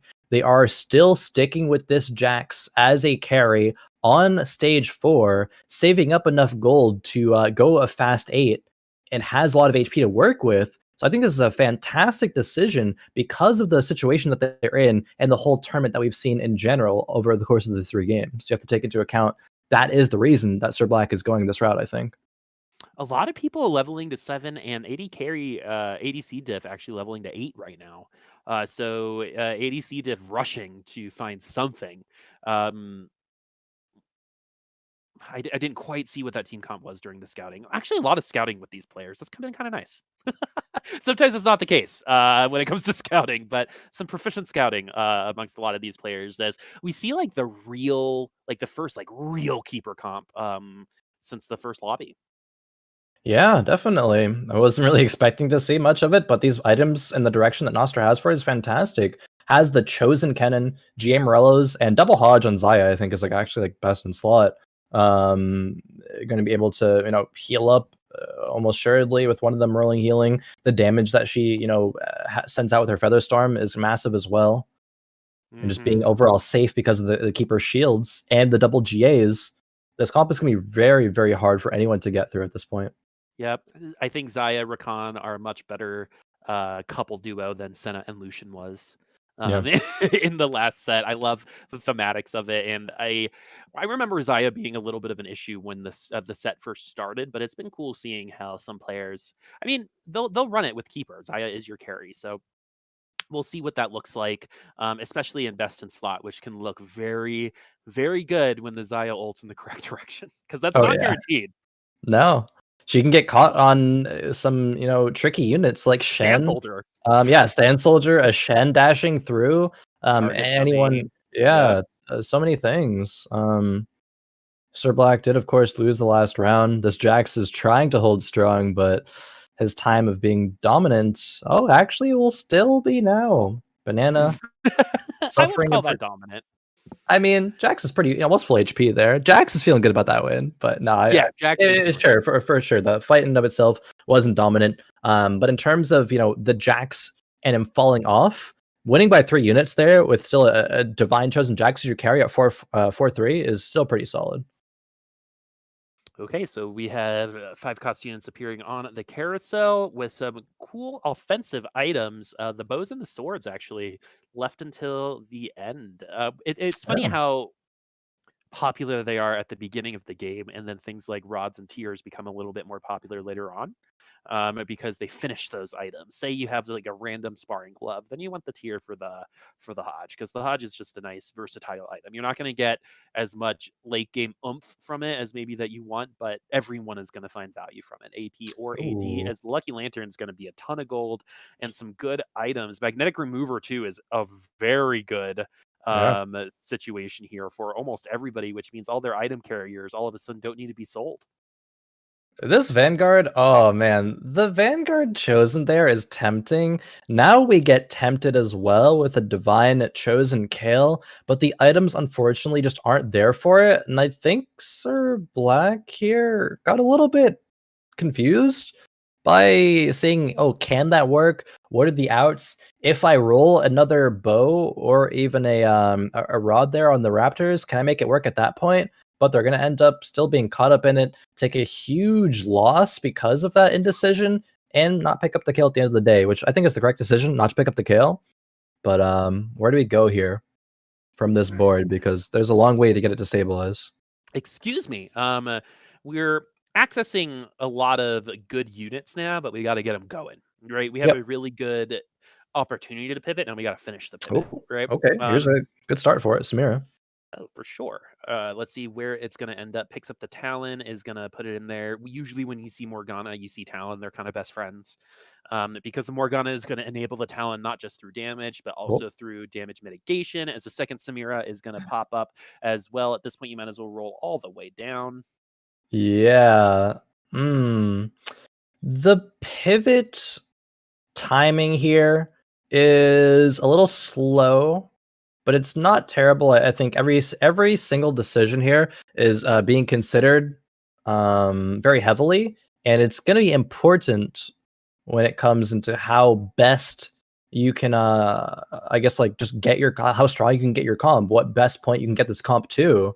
So hopefully a Samira 2 or something Oh, will be found, but we see a Fortune Cash out here from Koala. yeah. Oh my God. All right. Fawn Okay, comes through. at least a Fawn, and we actually Elderwood Spat is gonna be kinda nice here, Yeah. because Yeah. of the Rakan and the Xayah, so, yeah, Fawn for sure, And and Elderwood, then yeah, on the cannon. I think that's yep, beautiful. yep, I think this is perfect, and you saw how, like, cool that was, right? That's why I like this player, to be honest with you. That was, like, so, like, "Yeah, yeah, okay, done." I Planned for love that. that. Yeah, I Yeah. know, exactly, right? I put a call in. It's cool. Um, that's why I liked, what that looked like, but now that we have the Kennen as an Elderwood, it keeps us open to, Oh, like, this Azir. It's gonna keep us open to keeping that Xayah. There's no need to overthink things now. You have your direction. yeah. Heavy direction, just need to hit the pairs right now, and we hit one. With the Aatrox, not enough gold to actually get it online right now, though. Okay, selling the Rakan, I think that's fine. You're probably not going to go for Rakan 3 at this point, just a bit too far away. And I'm getting Trap Claw. I think Trap Claw is actually a big pickup here. There's a A lot of correct CC at the pickup end as of the well. game. Yeah. Yeah. A lot of CC at the end of the game, Aatrox, Sejuani being 2 examples, and Azir all happen to be on the field right now. I think this keeper comp is so strong right now Yeah. because Azir is not just there for the keeper bonus. That ult is one of the best peeling ults in the game, right? Yep. You'll see it along with Kale's just because, right? Because it takes so long for them to walk back to that unit, and now there's 2 sand walls coming your way. That's going to be tough. And you've got the assassin bait with those sand soldiers in the back line. No worries about the Zillion ulting those sand soldiers, but even though sometimes that can work out, we're going to go ahead and get rid of the Sejuani. I like the CC with the Sejuani along with the Kennen ult, but we'll see if this Lee Sin's going to end up working out in the end. Yeah, they chose to keep both Azirs in here, and as you just mentioned, not only is it the keeper buff, but it is going to be the ultis, which are a lot of CC, like board-wide CC almost, and the Sand Soldiers as well, which will dissuade these Oh, assassins. there it Say is. Talon's going to get caught in the Sand Soldiers, then move over to the Azir, who then just CCs him, and Talon's gone. That's the peel I'm talking about. That was Yeah. exactly what I was talking Glad about, we got to right? witness it like that, because that was perfect. Yeah, so I'm so happy that it worked out that way because, like you said, it was perfect in a sense of where that peel was coming from. His ghost doing some really good work too. Unfortunately, a second ult actually. That Xayah might. Oh, that wasn't another ghost. No, it was Xayah. the same cost. Okay, It was 2 eyes keeper work. costs. Eyes work. I get paid for this. Anyway, so. The moral of the story here is Xayah kind of dominating on this lobby right now. Yeah. Definitely so. These keeper compositions are kind of going on a tear here. Noster being in first place with theirs, and it is going to be another Elderwood Spat Kennen. So we actually have 2 Elderwood Spat Kennens that have the same exact What items. an odd day today has been. It really has I know. been. Just It in really, general. really has been. 2 Tryndamirs on this one. Cool. AD carry diff going to be running the 2 Tryndamirs. Drop this complete Space Jam combo. But all eyes have to be on the Kennen. And then after that Kennen ult, it is on the Xayah.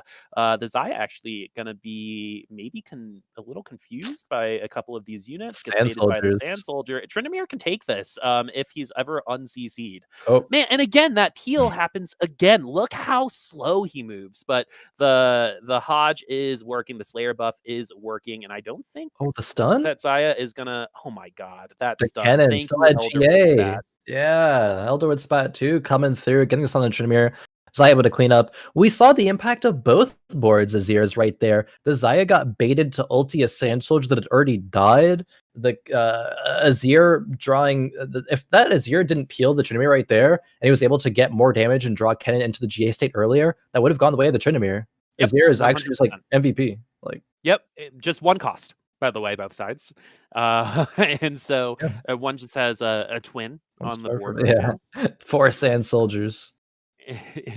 That family reunion, I wonder what that's like. No water, hopefully. No water at the family reunion for the Sand Soldiers. No. But no. yeah, Noster look at how well Noster has played this lobby, to be completely honest with you. Like where Noster started, which was last place up until now. And we're gonna go ahead and level 2 that Sand Soldier. Something that you all might be wondering is why there's a Yone next to those keepers, and with a keeper buff, you're totally cool with that shield. Yeah, I believe the that's a shield thing. is actually going to be more than the Exile Yone shield there, but gonna put in Aurelia just because it does give a bit of a bonus there. It does give 2 Adept, and we get to see the keepers versus the keepers here. Okay, so it's the Spider-Man meme Yeah. outside of the GA versus the Giant Slayer. I think the GA on the Xayah is going to be stronger in the end. Both Kennens end up ulting, though red side Kennen is going to end up lower in the end. So that means that green side ulted first. And that is going to be what wins that. Well, yeah, when the feathers come back. Oh, Xayah dodged the feathers! Oh no! Gio, we have had some hype rounds today, though. As odd as a day has been today, I think it has provided some insanely insane rounds. That is an ADC diff right there. Yo, that Xayah deserves honor. Oh man! Yeah, honor the Xayah at the end of the game. Yeah, that was insane. Wow. Thank goodness for double Hodge, am I right? I think the GA ended up taking the dub in the end, right? Giant Slayer, really good upfront damage. GA is going to help you later in the round. And, the timing on that was perfect for those Yeah. Xayah ults and didn't ult nothing, which my Xayahs always do. So, again, MVP. Oh, fantastic Xayah ulti there from Koala. The Olaf is still alive and cleaving, however, but the cannon ultimate is going to apply that healing debuff, and Olaf will not be able to get through that board. Toby Streams is eliminated, so is Bananaramic in 6th. We're down to our top 5 here, Boop, and Koala still, after an unfortunate loss, is hanging on. Gets a Shiv here, which isn't amazing. Probably just goes on either the second Xayah or the Azir. For Kennen, it is actually pretty good because we don't have the Ionic Spark on right now. So the Kennen actually going to benefit from someone else's static Shiv. Chalice, I would rather have the Chalice than a Shiv any day Yeah, in terms of stats. But for sure. we can do what we can with the Shiv. Azir actually attacks. His base attack speed is actually quite fast Yep. for that kind of unit. So we'll find some value out of it. I wonder in the end where it's going to go. If it's going to go on that other Xayah to give us a little bit of a blast from the past with that Pokemon build. Yeah, definitely if they're able to find the second Xayah 2, you'd build that almost every time. Good to see Noster this board finally finds an Azir. All the Azirs have been kind of hogged by Koala, and I think some other members as well, actually, in this game. Still 2 Kennons away from Kennen 3, and that's what could, even if Noster had a little bit of advantage before, just because of the GA Xayah diff, the Kennen 3 would just kind of put the nail in the coffin there when it comes to the mirror matchup, at least. They're racing right now when it comes to that Kennen. Swagatron, who needs a top 4 finish, is going to be the opponent. We're really going to see how strong this keeper comp is, especially against another Olaf, which is going to be distracted by a Jarvan in the back line. It's going to be up to the Xayah once again, but the ult is not that great. Can take... Oh my goodness. Is it... Xayah could win this. Yeah, especially with the healing Hodge. Oh, but we have the Thornmail. Oh, are we going to ult? Are we going to ult? No, we're not. I don't think we... survive through that ult, to be completely honest with you. We are top 4. All of these players actually in the running, I believe. So interesting development here, Khroen. Yeah, all of these fights have such huge implications. Every single placement matters here. This is hype. I don't even know, if it's like, okay, if this person places there, then it means they get second. Like, I don't even know at this point. I'm just hyped win, to see right? who's going to so fight for the first place right now. Yeah. Yes, Noster, last second, moving the Zephyr is not going to connect on anything great here. I think it probably hits the Ornn in the back. Yeah, it does. But keeper versus keeper yet again. I like the trap claws that are coming through. So when those cannons do ult, they are going to get stunned out and unable to do anything else after that, because it's going to be a race to see how much mana you get after the GA comes through. But now that Xayah is maybe going to get some revenge. But man, that GA oh my goodness. Again, the Xayah like 1v5s the whole team. Really? We get more honor for this Xayah here. Brings Koala down to 1 HP. Sir Black actually is eliminated. One of the people that was tied in first place coming into this game. The other person was Koala. Okay, so I'm just gonna wait until the scores come up. Yeah. This is really coming down to, this is a photo finish between these remaining players. Very proud of Noster. Just gonna throw that out there right now. Here we go. It's gonna be the keeper matchup again, but the Zephyr is gonna hit the Kennen on the green side, which might be a little bit of a blessing in disguise. I'll have to see here. I'm just watching this Xayah. Will she be MVP yet again? She ultis backwards because of the recon the first time. There's no way she can win this one, right? No. Gets taken out. And Noster finally is on the losing side of that matchup. AJSwagatron also now on 1 HP, though. Boop, this is really coming down to the wire here. Nobody wants to be eliminated at this point, of course. They're hanging on for dear life. It's unavoidable that Koala and Swagatron are going to face each other within the next 2 rounds. The question is if the next round they both face Noster, right? Can Noster get the double elim with the ghost? Is that possible for Noster to fight Koala again? They already faced the last 2 rounds back to back. Oh yeah, so I is going to be a Swagatron Koala elimination match. Popping up, or I guess it could be one of their ghosts too, but it'd be more thrilling if it was a rubber match, if you will. And Noster saving the item remover for this time. They could get a great Zephyr cheese here. Let's see what happens. Is it? Yeah, it's gonna be that. This is where the Zephyr becomes its strongest. So we Noster can either versus go AJ. into the Olaf. Oh, that's Great. Oh. Always wait until you know exactly who you're going to hit. Aatrox ult brings them into the Kennen ult. The Olaf is going to get CC'd, but will end up ulting, and now it's going to be all about getting through that lifesteal. We do have that Grievous Wounds, which should make it a little easier, and we should win out as Swagatron gets eliminated. Koala is going to get second at least for the third lobby in a row, but this is it. 6-6. If Noster loses, he has another round, or Koala Little will have to or get eliminated right here and right now. I'm pretty sure whoever wins this will win overall in the night, because these players had a 2-point gap. If Noster is behind 2 points, but if they win, they'll win the tiebreakers off of first places. I'm pretty sure. So can Koala make some magic happen again? Or are we just forever bridesmaid on Fight Night Rising on March 25th, right? And so here we go, folks. Koala Little, their dream is on the line. We're going to go ahead and Zephyr the Xayah this time around. And they actually drop just in time to get hit by the Kennen ult, but still has all of the keeper shields. And so I don't know if this is going to end up working, but those Azirs are working for this Xayah. Here we go. Those ults not as good as before, but this one, if it goes forward, not towards the Ornn, and it goes towards the Rakan instead. Are we going to be able to get another ult? Yes, we will. How much more lifesteal are we going to get from it? Is this it, folks? It is going to be it. That Xayah, 3 rounds against the same person wins because of the double Hodge. Wonderful play by Noster. Man, ends the night with the win. It started it with a last place. And so the comeback, the run back is complete. Definitely so. Boop, this is one of the most fun fight nights that I think we have cast, with the excitement in each specific game and coming down to the wire there. Actual literal photo finish. The Xayah is the most valuable unit that we have had probably ever on a fight night. That was insane. Noster, super well done there, clawing his way back from that 8th place to then getting a double first there at the end. Said, how can you match? They've been ramping up. How can you match the Swain 3 first place?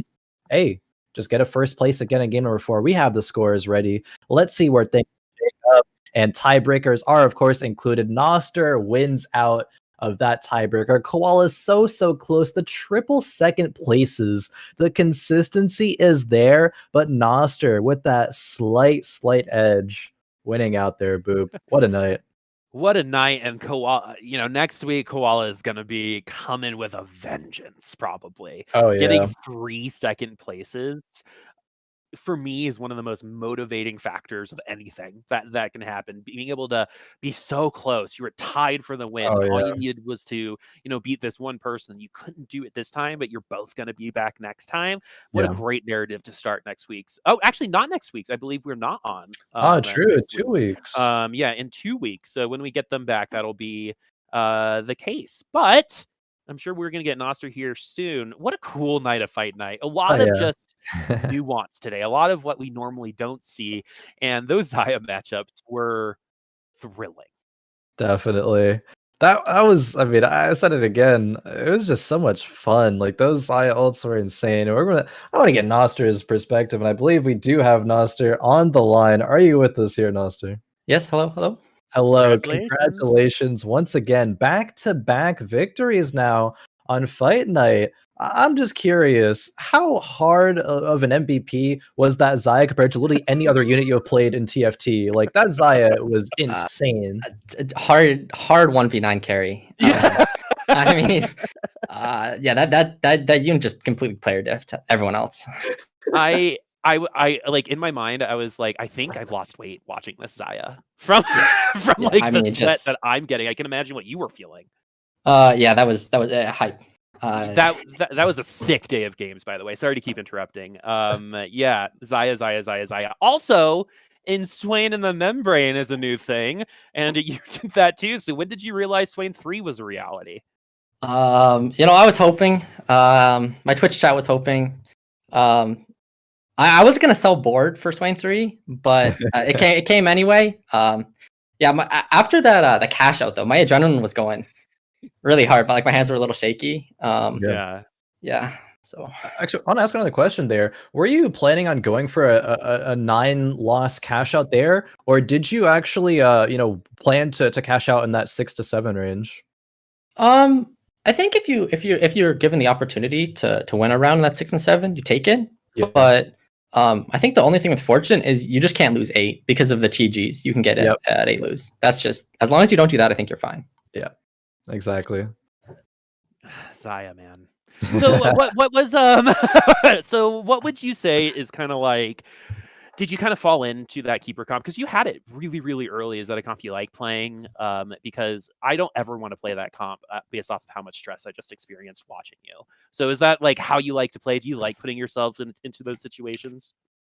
Generally, I'm not a huge fan of the fun aspect of keepers, but I'll play it if it's given to me. I think in that spot, I saw that I had a Kennen chosen. I had GA, I had Hodge. I think I had like 7 Kennens at that point, a 4-1. So I just committed and was like, whatever, I'll play it. It seems like it's a good spot. So yeah. And then the last thing I wanted to talk to you about is about you specifically. So I've gotten the pleasure of casting you, and I played against you once actually, in some previous tournaments. And I think something that a lot of people talked about you that you needed to grow in is we need to win these things, right? Top 4 is not just enough. So I'm really proud of you for, landing in 8th place and then winning out tonight. What does that mean to you to be able to come back like that? I think that's one of my biggest problems is just consistency. A lot of times I'll just randomly take a random 8th that I think that game I probably should have gone, like 6th or something. But just trying to be more consistent with, if you ever watch Sox, he just every single game he's in a bad spot, he just magically turns it around and turns it into like a 5th or a 4th, which is something that I think is the main thing I need to probably work on. Yeah, in the future. That's a super valuable skill, especially in tournaments where every single point matters. I guess I want to expand upon that really quick. After the first couple of games, right, you are at 7 points, and the lobby leader, I believe at that point, was at 16. So that's like a 9-point deficit. Did you see yourself winning the tournament from that position? Or are you just kind of like, I'll give it my all. If I double first, we'll see what happens? Or like, kind of what was your mental state at that point? Absolutely not. I was just hoping to go, 3rd. Yeah. Just trying to, pull out a 3rd or maybe a 2nd if I went 1-1. But I did not see 1st at all. Hey, you know what though? If you watch it back, someone did. It was me. I predicted it. Not gonna lie, because I was like, I see the growth. Noster needs to do this, and you did it. And I'm proud of you, man. Like, thank you. Seeing you come back from that 8th place, and again, I've gotten to cast you a lot, and I saw you win NA qualifiers, and that was a big moment.